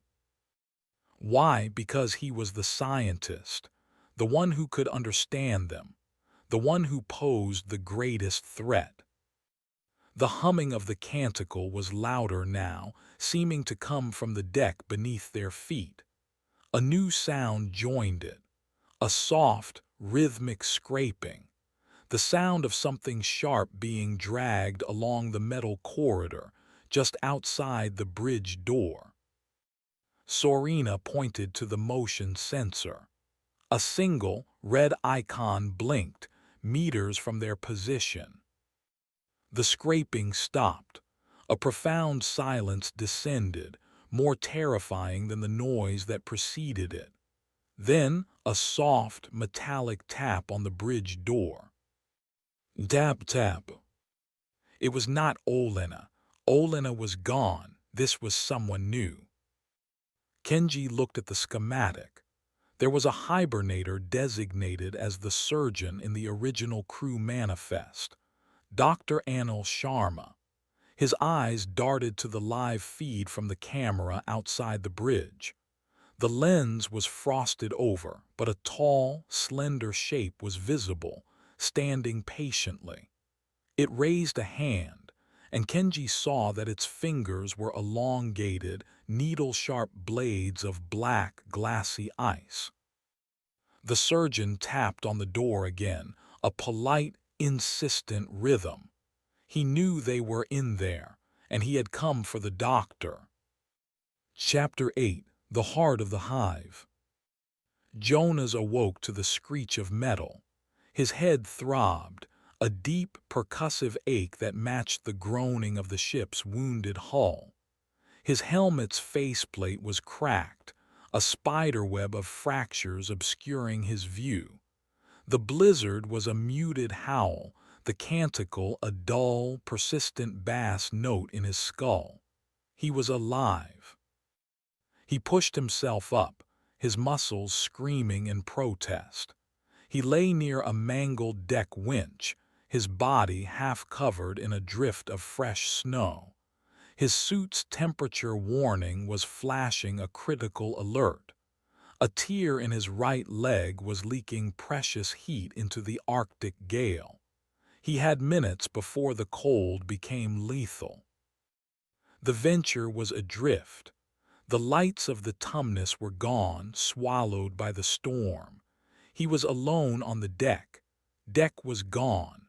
The explosion. Jonas's mind was a fog, but the memory of his friend's severed lifeline was a shard of ice in his gut. He had to get inside. He crawled toward the airlock, his injured leg dragging behind him. The outer door was sealed. The bridge crew must have locked it down.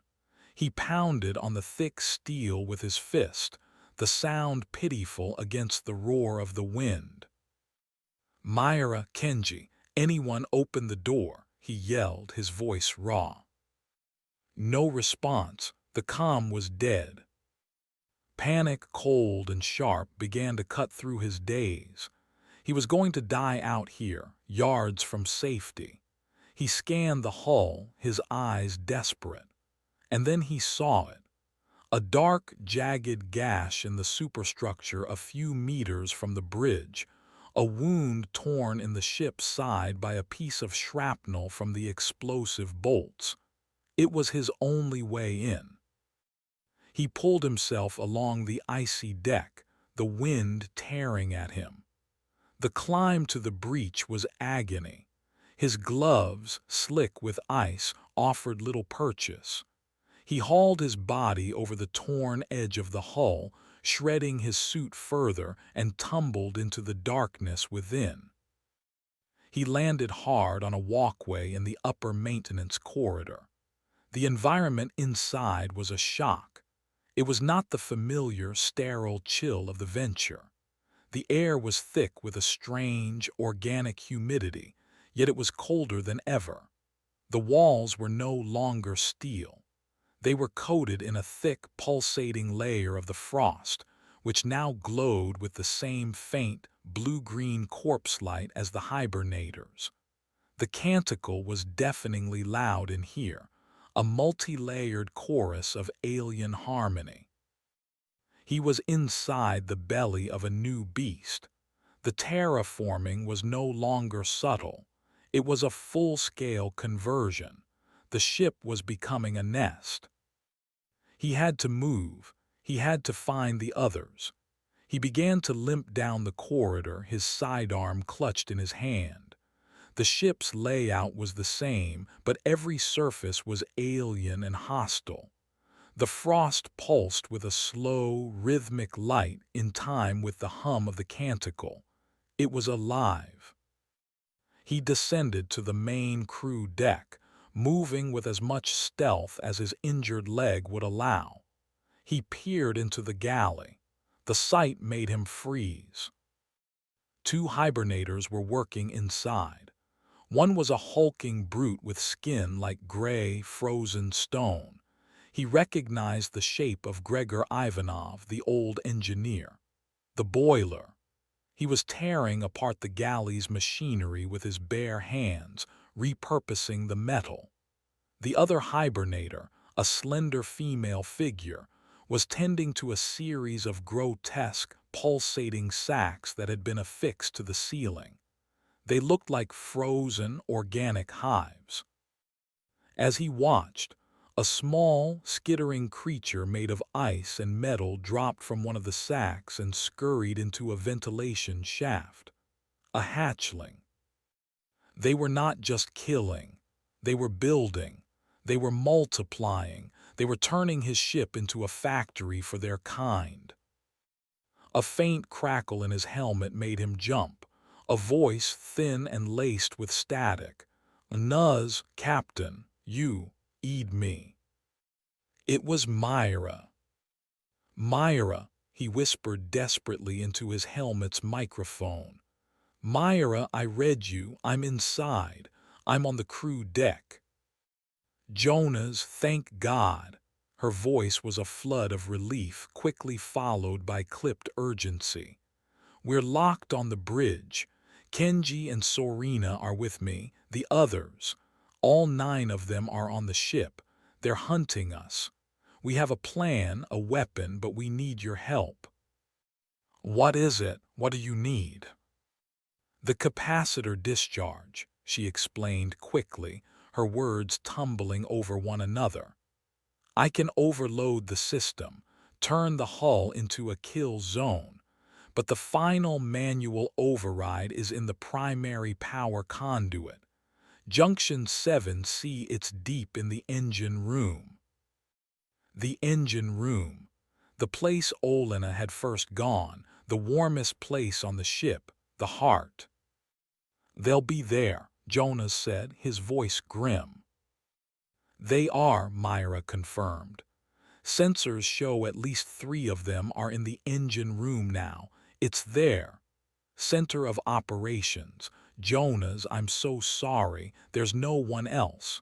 You're the only one who can get to it. A suicide mission. He looked down the dark, pulsating corridor. He thought of Deck, of Pike and Gunnar. He thought of his crew trapped on the bridge. There was no choice. There never had been. "Tell me what I need to do," he said. As Myra guided him, her voice a steady presence in his ear, he began his descent into the heart of the hive. He moved through the transformed ship, a ghost in his own home. He passed a makeshift workshop where the hibernator known as the surgeon was bent over a metal table. Upon the table lay what was left of a human body, surrounded by razor-sharp tools made of ice and salvaged steel. The surgeon was not dissecting. It was assembling. It was building a new hatchling from the remains of its victim. Jonas averted his eyes, a cold, hard knot of fury tightening in his chest. He reached the entrance to the engineering deck. The humming was a physical force here, making his teeth ache. The air was thick with the strange, cold humidity. The doorway was partially blocked by a web of the crystalline frost, like a massive, frozen spider web. He took a deep breath, the frigid air burning his lungs. "Myra, I'm at the entrance," he whispered. "I'm going in." "Be careful, Jonas," her voice pleaded. "The discharge will be instantaneous. The second you throw that switch, the entire ship will become a death trap, for them and for you." "Understood," he said. He checked his sidearm. 3 bullets left. Not nearly enough. He pushed through the brittle webbing, the frost shattering with a sound like tinkling glass, and stepped into the engine room. The cavernous space was almost unrecognizable. The giant diesel engines were silent, but the room was alive. Thick, rope-like tendrils of the glowing frost covered every surface, pulsing in unison. They all originated from a single point, the sealed housing of the ship's primary reactor. The frost was feeding on the residual radiation, using it to grow, to terraform. It was a frozen, parasitic garden. 3 hibernators were present. The boiler was tending to the reactor housing, stroking it as one might a prized animal. Another, a fast-moving one he didn't recognize, darted along the ceiling walkways. And standing in the center of the room, her back to him, was Olena. She was not glowing as brightly as before. She looked weakened, damaged from her fight on the deck. She was humming to herself, her own melody a counterpoint to the deep thrum of the canticle. Junction 7C was on a control platform across the room, above the main engine block. A 30-meter straight shot through the heart of the enemy's lair. Jonas took a silent step forward, then another. He moved from shadow to shadow, his heart pounding a frantic rhythm against his ribs. The hibernators seemed engrossed in their work, their attention focused on the reactor. He was halfway across the room when Olena stopped humming. She turned her head slowly, her movements stiff, pained.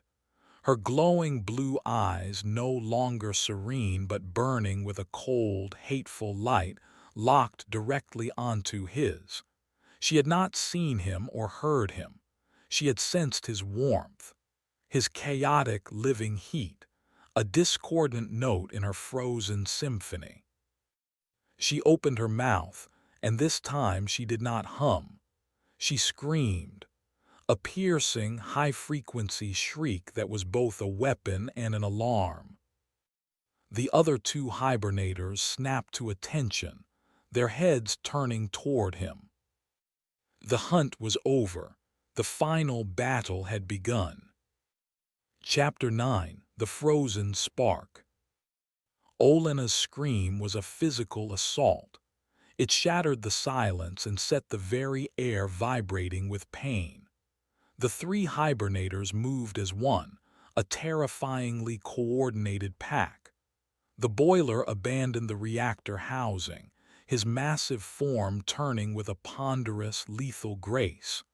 The swift creature on the ceiling, the Echo, dropped from its perch, landing silently on the deck plates, its limbs elongated and predatory.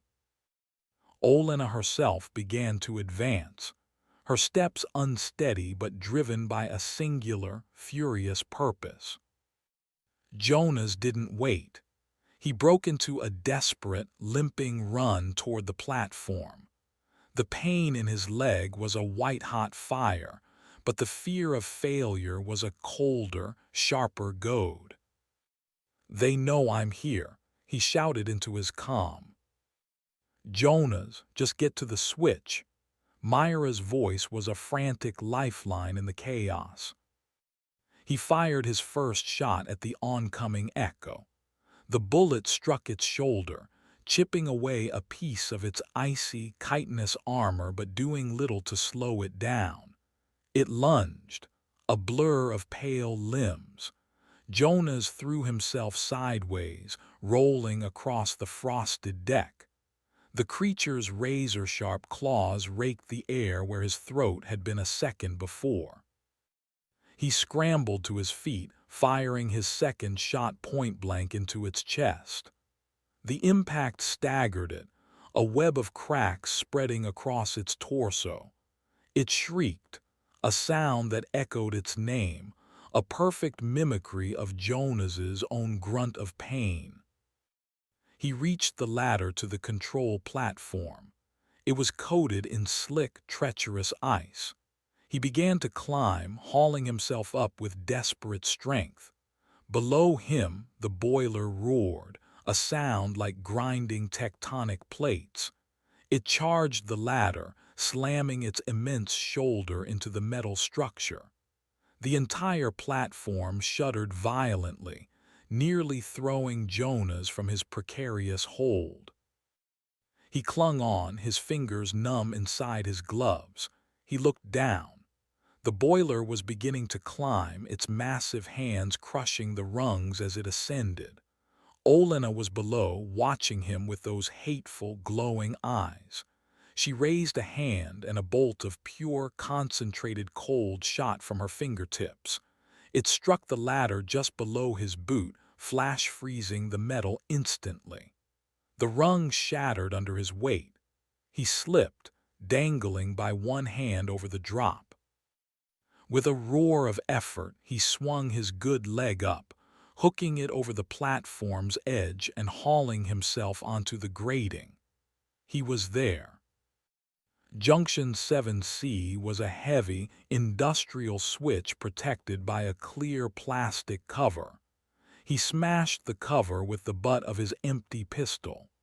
The switch was a simple, red lever. "Myra, I'm at the switch." "Do it, Jonas, now." He reached for the lever. A hand, impossibly cold and strong, clamped onto his ankle. He looked back. The Echo had climbed the support struts, bypassing the ladder entirely. It was on the platform with him. It yanked him backward, away from the console. He fell heavily, his head cracking against the metal grating. The world spun in a dizzying blur of red emergency lights and blue alien luminescence. The creature loomed over him, its needle teeth bared in a rictus of a grin. It raised a claw to finish him. A deafening roar filled the engine room, drowning out even the canticle. It wasn't a monster. It was a machine. The massive overhead crane, used for moving engine parts, swung violently across the room. Its heavy hook, swinging like a wrecking ball, smashed into the echo with bone-shattering force.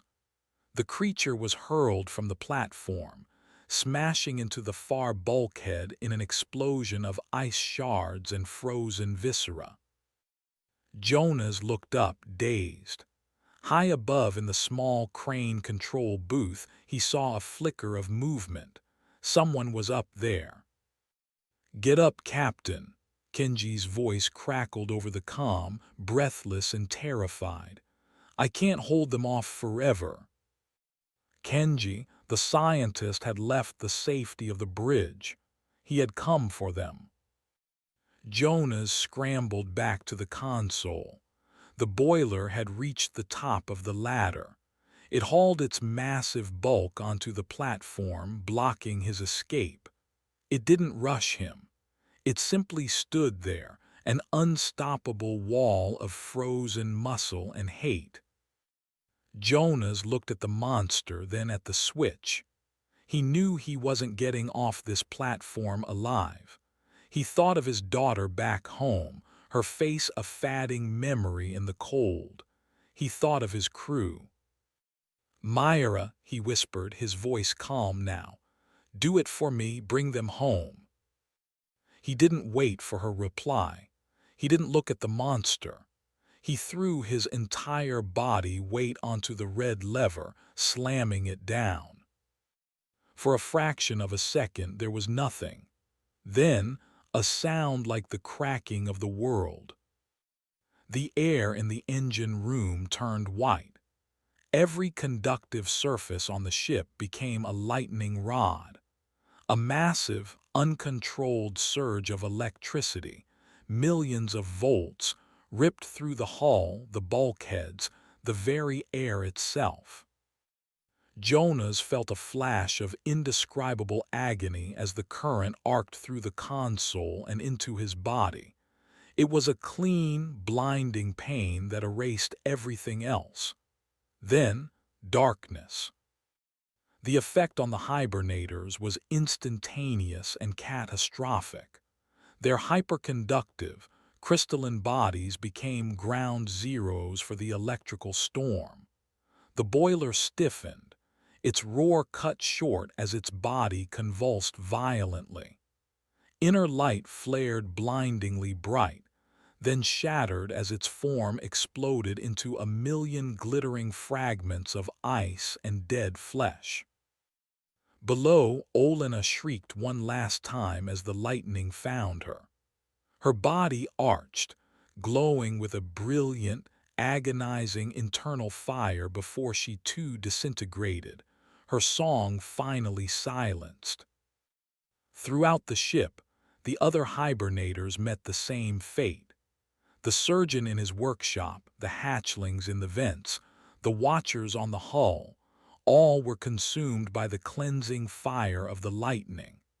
The beautiful, terrible frost that coated the ship vaporized in an instant, turning to harmless steam that hissed and swirled in the suddenly warming corridors. The surge lasted only 3 seconds. Then, the emergency capacitors blew out with a series of deafening bangs, plunging the engine room into true, final darkness.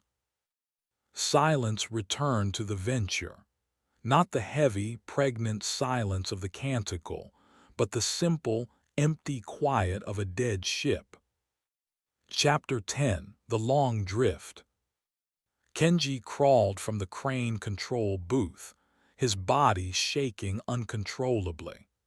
The air in the engine room was thick with ozone and the strange, metallic scent of vaporized alien biology. He clicked on his helmet light, its beam cutting through the lingering steam. "Captain," his voice was a pitiful croak in the vast silence. He climbed down the access ladder, his limbs heavy with exhaustion and grief. He made his way to the control platform. Jonas Valberg lay slumped against the console, his hand still gripping the red lever. His eyes were closed, his face peaceful in death, finally free of the burden of command. The electrical surge had stopped his heart instantly. He hadn't suffered. Kenji sank to his knees beside the captain's body, the tears freezing on his cheeks inside his helmet. He sat there for a long time in the dark, a solitary mourner in the belly of the drifting ship. Kenji, Myra's voice was a tentative whisper over the comm. Kenji, report, did it work? Is Jonas there? He took a deep, shuddering breath. It worked, Myra, they're gone, all of them. He paused, looking at the captain's still face. And Jonas is gone too. He saved us. A long, heavy silence stretched over the channel. He could hear Myra's ragged breathing, the soft sound of Sorina weeping in the background. We have to keep moving, Myra finally said, her voice thick with unshed tears but hard with resolve. We're still adrift. We have no main power, no heat. The storm is still raging. If we don't get the auxiliary generator online, his sacrifice will mean nothing. Kenji nodded in the dark. She was right. Survival was the only way to honor the dead. I'm on my way, he said. He stood up, placing a gentle hand on Jonas's shoulder for a moment. Goodbye, Captain. He left the engine room, a tomb now for both monsters and a hero, and began the long, cold trek back to the bridge. Days bled into nights.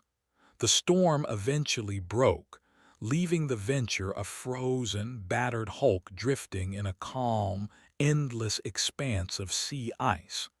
They were alone at the top of the world. Life became a brutal routine of survival. Myra worked miracles with the wrecked machinery, managing to get a small auxiliary generator running. It provided just enough power for basic life support and a weak distress beacon. They huddled together in the galley, the warmest room left on the ship, rationing their dwindling food and water. They didn't talk much about what had happened. The trauma was too raw, too deep. Sorina spent her days monitoring the distress frequency, praying for a response that never seemed to come. Kenji buried himself in analyzing the data they had managed to save from the Tumnus, trying to understand the thing that had nearly killed them all. He found comfort in the cold logic of science, a shield against the memory of the horrors he had witnessed. One night, a week after the explosion, Sorina's console beeped. A weak, crackly signal. It's a reply, she whispered, her hands trembling as she adjusted the frequency. A Russian icebreaker, the Yaml, they picked up our beacon. They're 6 hours out. Tears of relief streamed down their faces. They were going to live. When the Yaml finally appeared on the horizon, its powerful lights cutting through the polar twilight, it looked like an angel of deliverance.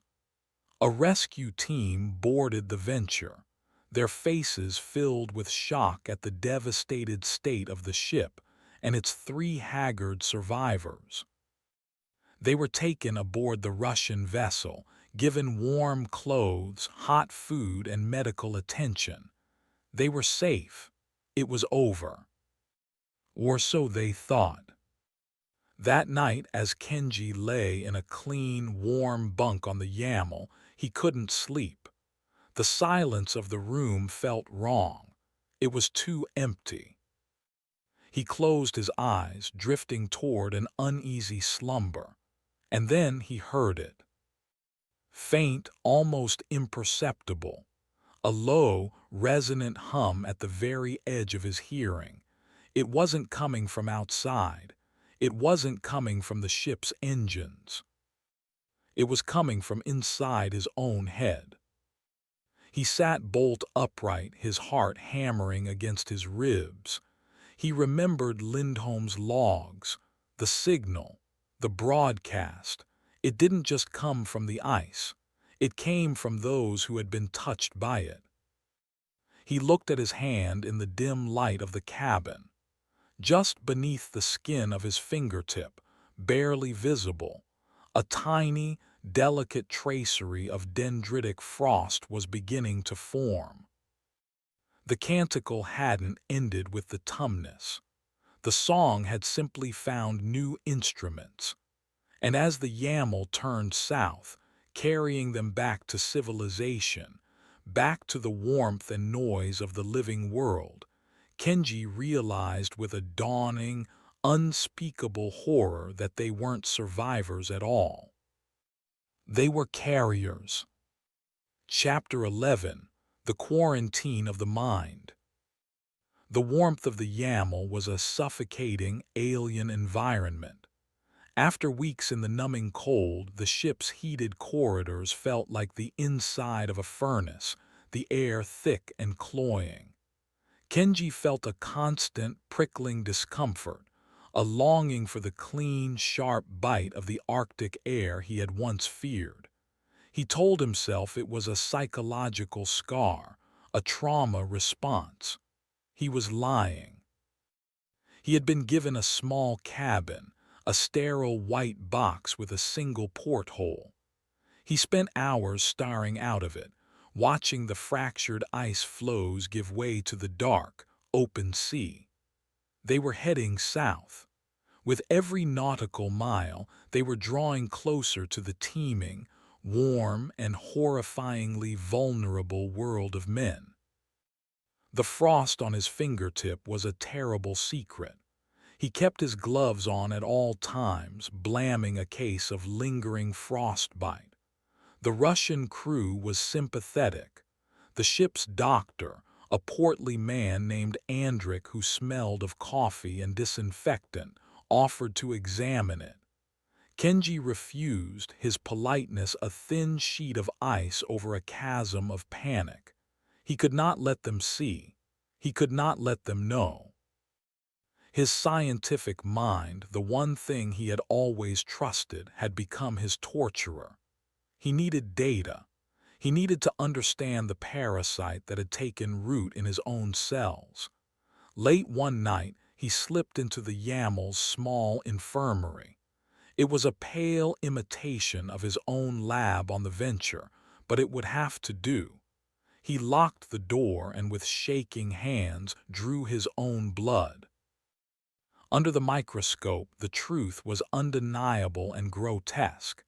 His red blood cells were no longer perfect, uniform discs. Many of them were misshapen, their edges developing minute crystalline structures. They were like seeds, waiting for the right conditions to bloom. And floating among them, almost invisible, were tiny, intricate structures like microscopic snowflakes. The agent of the canticle, it was in his very blood. The hum in his head was a constant companion. It was no longer a vague presence. It was coalescing, taking on a shape and texture. It was a voice without words, a stream of pure, cold logic. It whispered of stillness, of peace. It spoke of a world without the chaotic, painful friction of heat and emotion. It was a seductive, terrifying promise of release. He knew he couldn't be the only one. Myra, Sorina, they had breathed the same air, endured the same proximity to the hibernators. They had been bathed in the same psychic energy of the canticle. He began to watch them. Myra was a fortress. She threw herself into her work, assisting the YAML's engineers with a ferocious, obsessive energy. She was loud, demanding, and constantly in motion, a whirlwind of activity.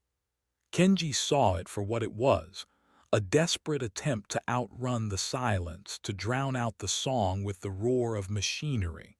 But he saw the signs. He saw her absently rubbing her arms as if trying to warm a chill that came from within. He saw her preference for the coldest parts of the ship, her habit of standing on the outer decks without a coat, her face turned to the wind for just a little too long. One evening, he saw her in the mess hall, staring at a steaming cup of tea. She hadn't touched it. She was watching the vapor rise from it with an expression of quiet disgust. Sorina was a different story. She was crumbling. She rarely left her cabin, complaining of constant migraines. She kept the lights off, the curtains drawn. Kenji brought her a meal tray one afternoon and found her huddled in her bunk, wrapped in blankets, yet her breath was misting in the cool air of the room. She claimed the ship's heating system was broken. He knew it was her own body temperature that was plummeting. Her eyes, when they met his, were wide with a terror she couldn't voice. She heard the song too, he realized. But where he met it with analysis and Myra with defiance, Sorina was simply succumbing. Her anxiety, her preternatural sensitivity to frequencies, it had made her the perfect receiver. The confirmation came on their 5th day at sea. A nightmare jolted Kenji awake, a vision of a world silent and white, covered in a beautiful crystalline frost. He was gasping for air, the hum in his head a roaring crescendo. He needed to walk. He needed the cold. He found himself on the observation deck, a glassed-in space at the top of the ship. It was empty, the only light coming from the moon on the waves, and he was not alone. Myra was there, standing before the large forward window, her back to him. She was in a thin shirt, her arms crossed, though he knew it wasn't from the cold. She was staring out at the endless black water. "I can't sleep either," he said, his voice quiet. She didn't turn. "Too quiet on this ship. The engines are all wrong, too smooth." "It's not the engines," Kenji replied, taking a step closer. "I know," she said, her voice barely a whisper. She finally turned to face him. Her face was pale, her eyes hollowed out, but her expression was one of rugged, weary acceptance. She held up her right hand. On the back of her hand, just below the knuckles, was a delicate, fern-like pattern of frost. It glittered faintly in the moonlight, a beautiful, fatal bloom on her skin. "It started yesterday," she said, her voice flat, devoid of emotion. "It doesn't melt. No matter how long I hold it over a vent, it doesn't melt." Kenji looked from the frost on her hand to the desperate hardness in her eyes. He knew, with a certainty that chilled him more than any alien infection, that she was not just showing him a symptom. She was showing him a weapon. "Sorina," he asked, the single word hanging in the air. Myra gave a short, sharp nod. On her neck, behind her ear, she thinks she can hide it with her hair. She's terrified. She thinks we're turning into them. The shared, unspoken secret was finally out, a venomous thing in the quiet room. They were all infected, all 3 of them, a trinity of walking plagues.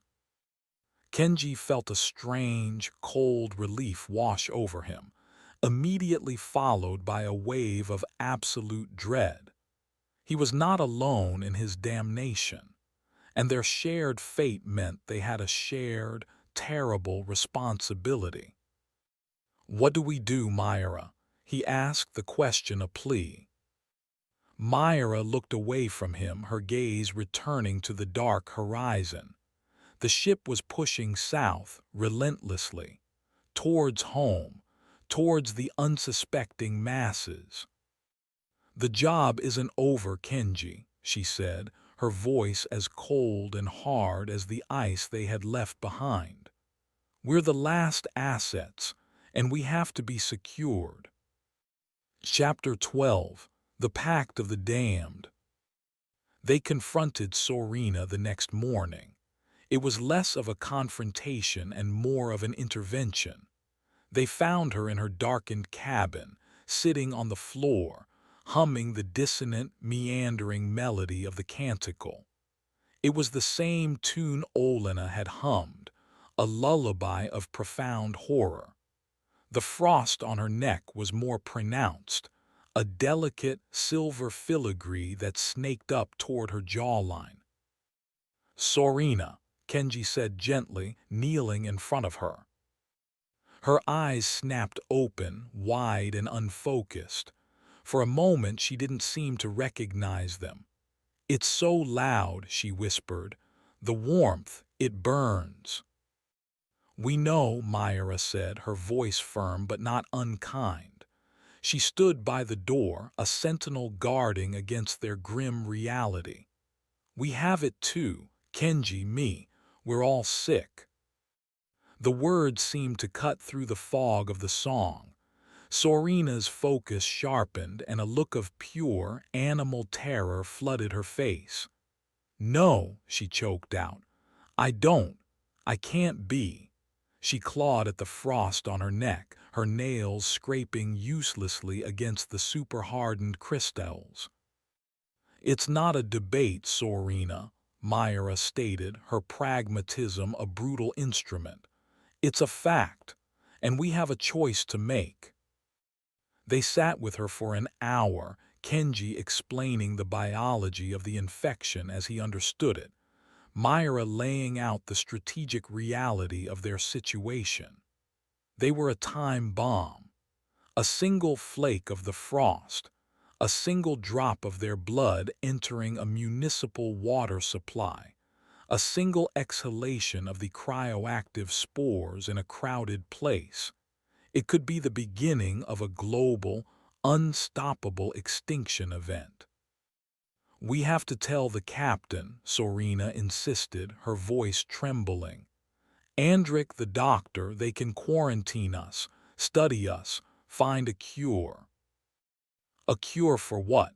Myra shot back, her voice laced with bitter irony. "A new form of life that is demonstrably superior at surviving in the harshest conditions. They wouldn't cure us. They'd weaponize us. We'd be locked in a lab for the rest of our short, miserable lives while they figured out how to turn this thing into a bomb to drop on their enemies. And what if a sample gets out? What if one of the researchers gets infected? We can't trust anyone with this. The risk is too great." "So what do we do?" Sorina sobbed. "Do we just wait to turn into those things?" "No," Myra said, her voice dropping to a low, conspiratorial hush. "We don't let it get that far. We end it, here, now." The terrible, unspoken option finally lay bare between them. Kenji felt a wave of nausea. He had sworn an oath to preserve life. The thought of what Myra was suggesting was a violation of his very core. But he thought of the world teeming with billions of unsuspecting people. He thought of the frost spreading across continents, of the great cities falling silent, of the world being remade into a cold, quiet paradise for a new form of being. His oath was to preserve human life. "What are you proposing?" he asked, his voice a dry rasp. Myra knelt, bringing them all to the same level. She was no longer just an engineer. She was a wartime commander planning her final, desperate gambit. "This ship, the Yammel, is a nuclear icebreaker, just like the Tumnus. Its reactor is a marvel of engineering. It's also a bomb." Sorina gasped. "I've been studying the schematics," Myra continued, her eyes alight with a feverish, analytical fire. The containment systems are robust, but they have a fail-safe, a manual override designed for a controlled scuttling. If you disable the coolant pumps and then override the control rod safeties, you can initiate a core meltdown. It would be catastrophic. The steam explosion would vaporize this entire vessel in a fraction of a second. Anything within a 2-mile radius would be incinerated. The fallout would be contained by the ocean itself. It would be clean, final. The plan was monstrous in its cold, clean logic. To murder the entire crew of the Yaml, the very people who had saved them, in order to save a world that would never know of their sacrifice. "They're innocent," Kenji whispered, the words tasting like ash. "Andric, the crew, they rescued us." "And a surgeon uses a clean scalpel to cut out a cancerous tumor," Myra countered, her voice relentless. "It's not personal, it's sanitation. Their lives are lives weighed against the lives of everyone on the planet. There is no other choice." The canticle in their heads seemed to react to the conversation. The gentle hum intensified, the whispers becoming more urgent. They were promises now. "Don't do this. You are beautiful. You are the future. An end to pain is so close." The infection was fighting back, using their own minds as a battlefield. "We can't," Sorina wept. "It's murder." "It's quarantine," Myra corrected her. "The only quarantine that will work." Kenji looked from Sorina's tear-streaked face to Myra's stone-hard resolve. He felt the frost on his own skin, a phantom itch beneath his glove. He heard the alien song trying to rewrite his thoughts, and he knew, with a certainty that felt like the death of his soul, that Myra was right. Humanity's chaotic, warm, and beautiful noise was worth preserving, even if the cost was their own humanity. He took a deep, shuddering breath. "How?" he asked. "How do we do it?" Myra's expression did not soften. She had won the argument, but there was no triumph in her eyes, only the grim weight of their shared sentence. "There are 3 key systems that have to be disabled simultaneously. The primary coolant pump controls in the engine room, the secondary flow regulators on the subdeck, and the final override command has to be entered on the bridge. It takes 3 people." The symmetry of it was a cruel joke, a trinity of plagues to perform a terrible, final sacrament. They sat in silence for a long time in the dark cabin, the 3 last survivors of the venture. They were no longer heroes. They were not even villains. They were simply a necessary, ugly solution to a problem that should never have been unearthed. "We'll do it tonight," Kenji said finally, the words solidifying their pact. "Before we get any closer to shore, before this thing inside us gets any stronger." Myra nodded. Sorina, her body racked with silent sobs, gave a slow, defeated nod. The pact was sealed. They stood up, 3 damned souls bound by an infection from a frozen hell and a promise to commit an atrocity. As they left the cabin to prepare, the canticle in their minds shifted. The seductive whispers ceased, replaced by a single, cold, and endlessly repeating mental command. Survive. Chapter 13. The Treachery of the Flesh. The final night began with a lie. Kenji, Myra, and Sorina met in the mess hall for the evening meal, their faces composed masks of normalcy. They sat among the Yaml's crew, sharing bread with the men and women they were about to condemn to oblivion. Every cheerful conversation, every shared laugh was a fresh twist of the knife. Dr. Andrick clapped Kenji on the shoulder, praising his recovery and offering him a small glass of vodka. Kenji accepted it, his hand steady, the warmth of the glass a searing accusation. The canticle in his mind was a low, insistent whisper, showing him images of Andrick's family, a wife and two young daughters culled from the doctor's own memories. They are children of the noise, the song whispered. They deserve the quiet. They separated at 2200 hours, a simple nod passing between them. The ship was quiet, the majority of the off-duty crew in their bunks. The hum of the Yamel's powerful reactor was a steady, living heartbeat beneath the deck plates, a heart they were about to stop. Kenji's target was the subdeck, a cramped, humid labyrinth of pipes and conduits that housed the secondary coolant flow regulators. As he descended into the ship's bowels, the internal battle began. The infection was no longer whispering. It was fighting for control. A wave of vertigo washed over him, so intense he had to brace himself against a bulkhead. The song in his head showed him a vision of the cryoagent in his blood, not as a pathogen but as a key, a symbiotic partner that could unlock a new, higher form of consciousness. You are a scientist, it urged, a destroyer of worlds or a creator of one. Do not throw away this gift. Understand it. Understand US.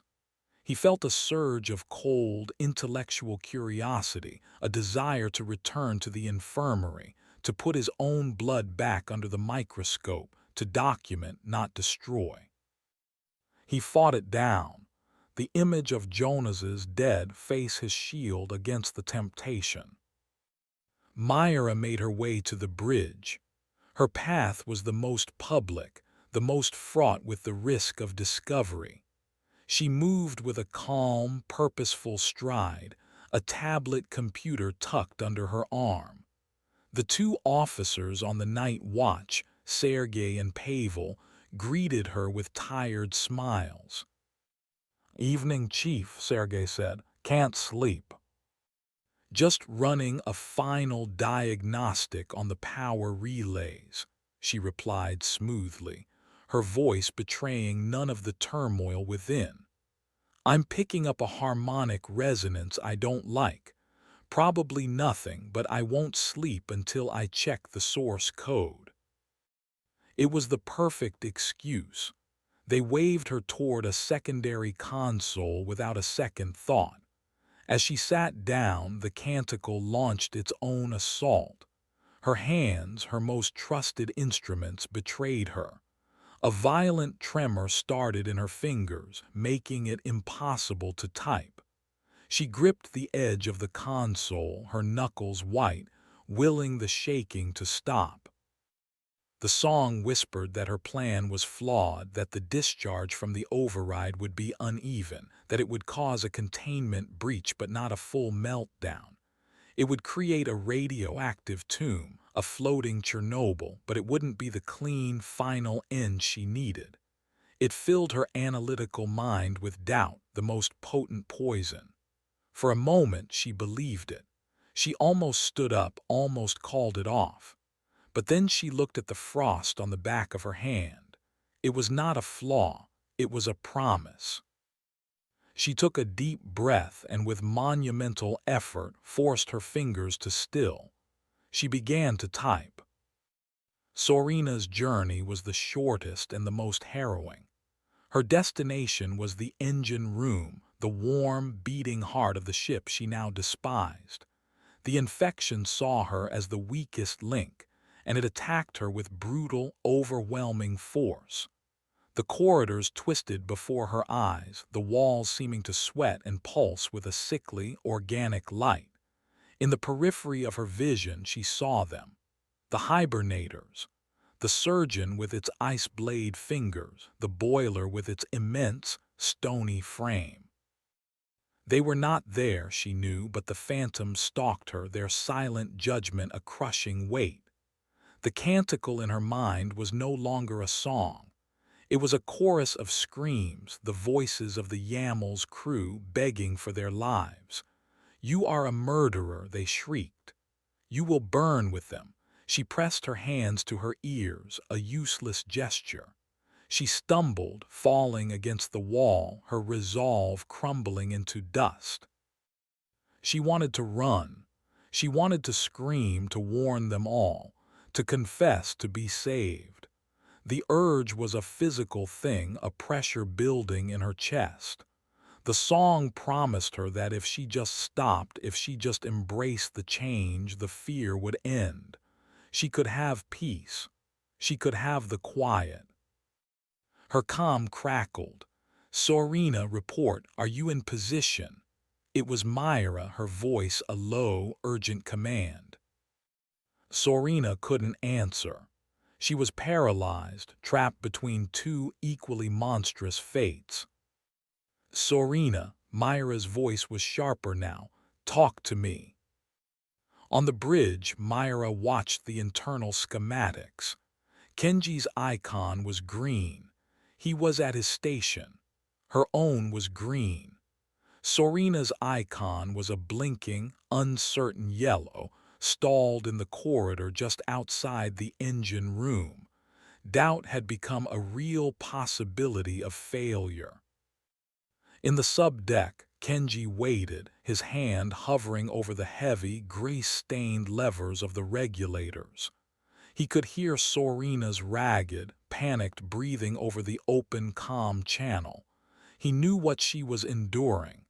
He could feel the echo of it in his own mind. He had been a doctor. His purpose was to heal, to comfort. He switched his comm to a private channel.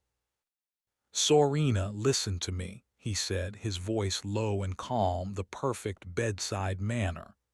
"Listen to my voice, not the other one. I know you're scared, I am too.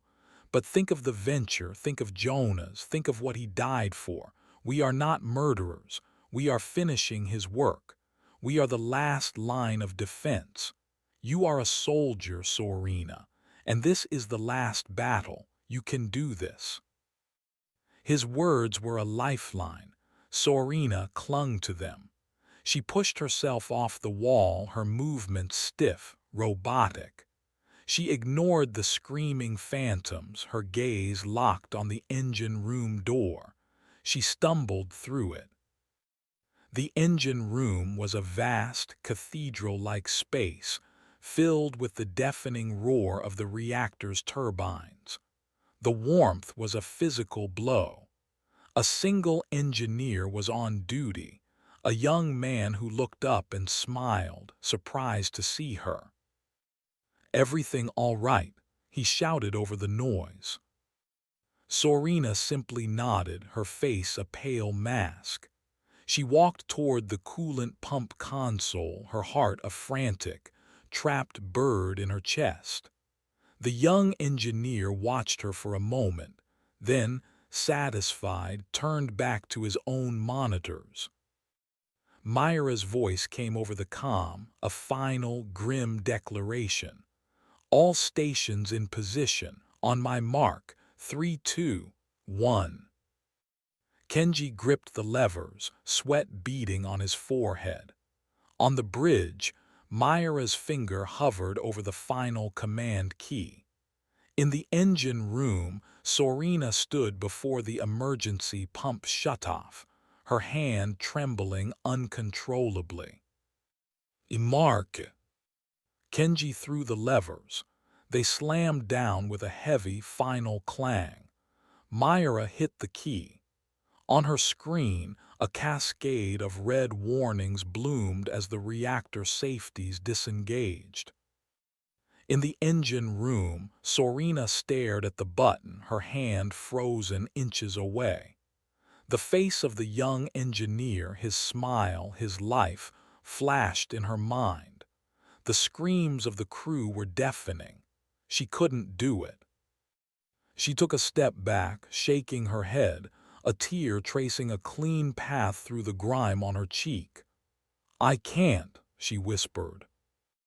The ship shuddered as the primary coolant pumps shut down. An alarm began to blare, a frantic, rising whoop. The young engineer spun around, his eyes wide with confusion and alarm. He saw Sorina at the console, saw the warning lights. "What have you done?" he yelled. But Sorina wasn't looking at him. She was looking at the frost on her own hands, which was now spreading rapidly, consuming her skin. The canticle, in a final, desperate act of self-preservation, had taken full control. Her body was no longer her own. It was a puppet. "It's too late," Myra's voice said over the comm, heavy with a terrible, final understanding. "She's lost." Chapter 14. The Final Silent Note. "Override it, Myra," Kenji shouted into his comm, his voice raw. "Abort the sequence." "I can't." Myra's reply was strained, punctuated by the frantic shouts of the bridge officers behind her. "The safeties are offline. It's an irreversible cascade. Without the pumps shutting down, the core will just cook. It won't be clean. It'll be a dirty, radioactive fire that will burn for weeks. We had one chance, Kenji. She has to press that button." In the engine room, Sorina stood transfixed, a battle raging within her. The young engineer, his face pale with dawning horror, began to run toward her, shouting into his radio. He was a variable they hadn't accounted for, a witness, a complication. Sorina's body moved, but her mind was a prisoner. The infection, the entity that now wore her face, saw the approaching engineer not as a person, but as a threat to its survival. Her hand, now coated in a thick, glittering layer of frost, lashed out. It wasn't the clumsy strike of a terrified woman. It was a precise, inhumanly fast motion. The tips of her fingers, hardened into crystalline points, struck the engineer in the chest. He stopped, a look of complete surprise on his face. He looked down. 5 small, neat holes were punched in his coveralls. He looked back up at Sorina, his mouth opening, but no sound came out. A delicate, beautiful tracery of frost bloomed from the wounds, spreading across his chest like a morbid flower. He crumpled to the deck, a statue of frozen flesh, his last breath a cloud of ice crystals. Sorina, or the thing that was Sorina, looked at what it had done, a flicker of the real woman's horror surfacing in its eyes. The alarm was screaming. The ship was groaning, the temperature in the room rising rapidly. It had to survive. It turned not to the override button, but to the engine room's main pressure door. It would escape. It would find a cold place. It would live. "She's going to get out," Kenji breathed, watching the scene on a small monitor in the subdeck. His scientific mind saw the terrible logic. The infection would seal itself in a maintenance locker, somewhere it could withstand the initial blast, and then it would drift in the wreckage, waiting to be found. They would have failed. All of this would have been for nothing. He had sworn an oath to do no harm. He had already broken it by agreeing to this plan. Now, he saw there was one more line he had to cross. "Myra," he said, his voice terrifyingly calm. "Seal the engine room, now." "Kenji, no," Myra whispered. "She's still in there." "She is not Sorina anymore," he stated, the words like stones in his mouth. "She is the contagion, seal it. That's an order." On the bridge, Myra stared at her console at the command that would turn the engine room into a tomb. The two officers were screaming at her, trying to pull her from the chair. She ignored them. With a single, decisive keystroke, she executed the command. Throughout the ship, pressure doors slammed shut with deafening finality. In the engine room, the massive steel door slid down, sealing Sorina and her victim in the heart of the burgeoning inferno. The entity that had been Sorina threw itself against the door, pounding on the thick steel with its frosted hands, its silent screams trapped in the roaring furnace.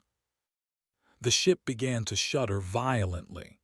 The lights flickered and died for the last time. A deep, gut-wrenching groan rose from the reactor core, the sound of a star being born in the belly of the ship. In the subdeck, Kenji closed his eyes. He thought of the whaler's journal from the Tumnus, of a song that had waited centuries for a listener.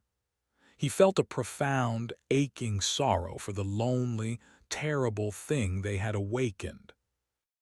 On the bridge, Myra leaned back in her chair. The officers had stopped fighting her, their faces slack with the terrified acceptance of the inevitable. She looked at the frost on her hand.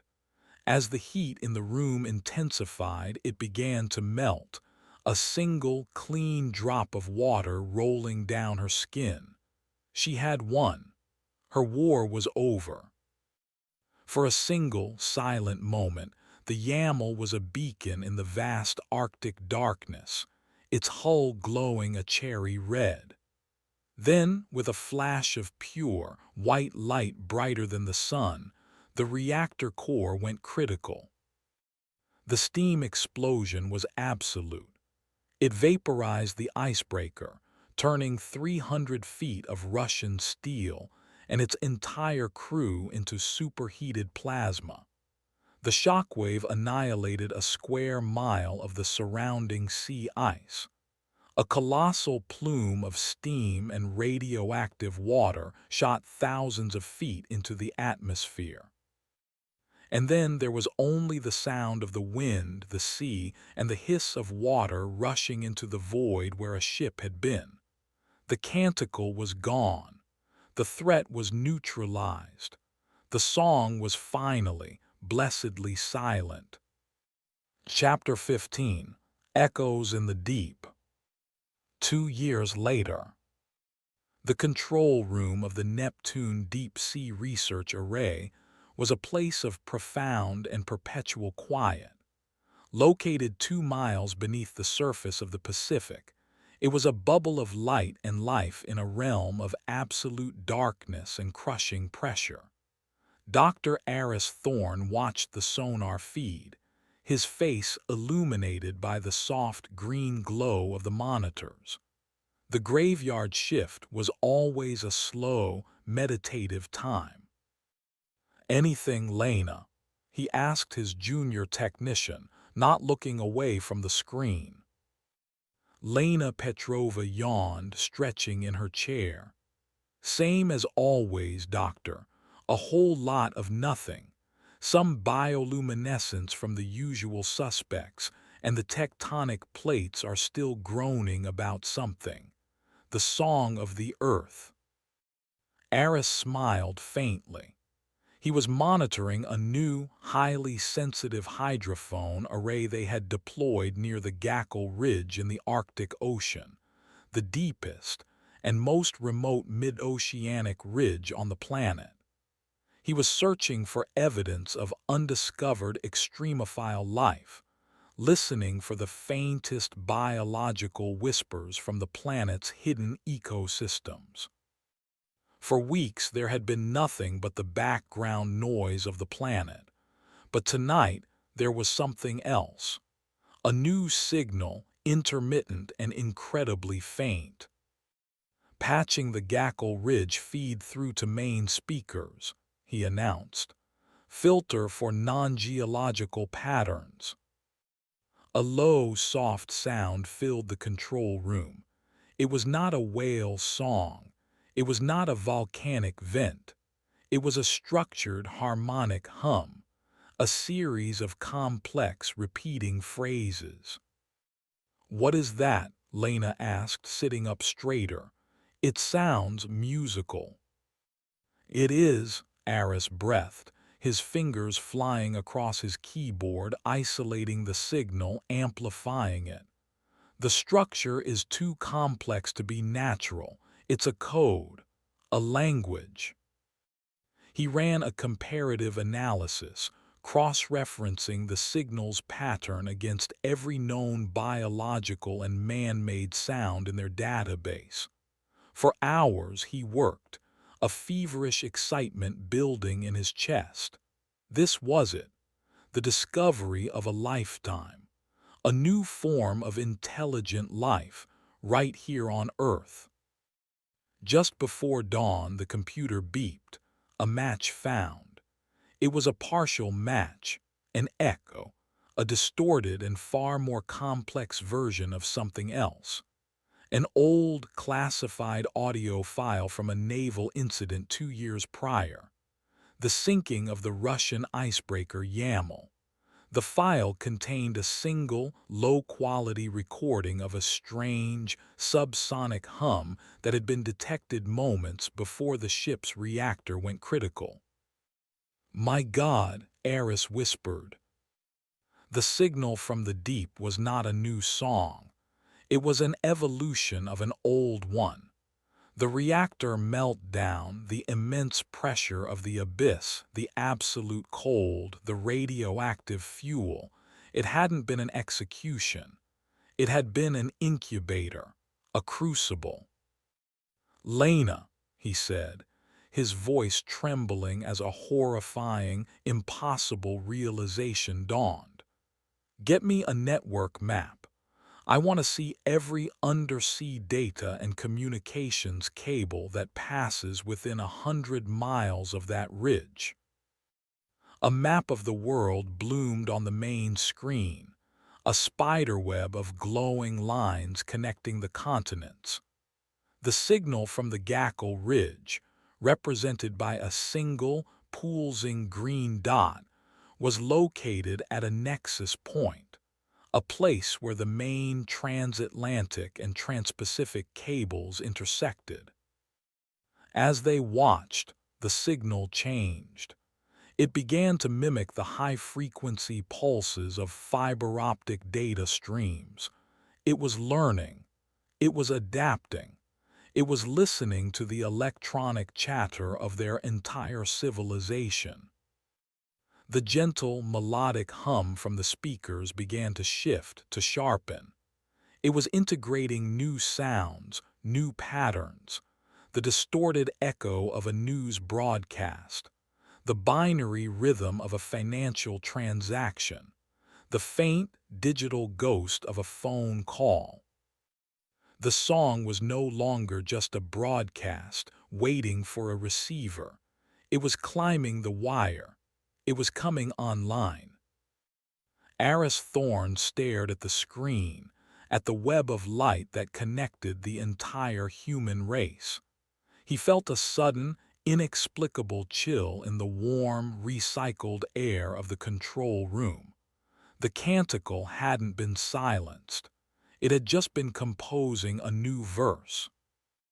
And this time, it was singing a song that the whole world would soon learn by heart. The end.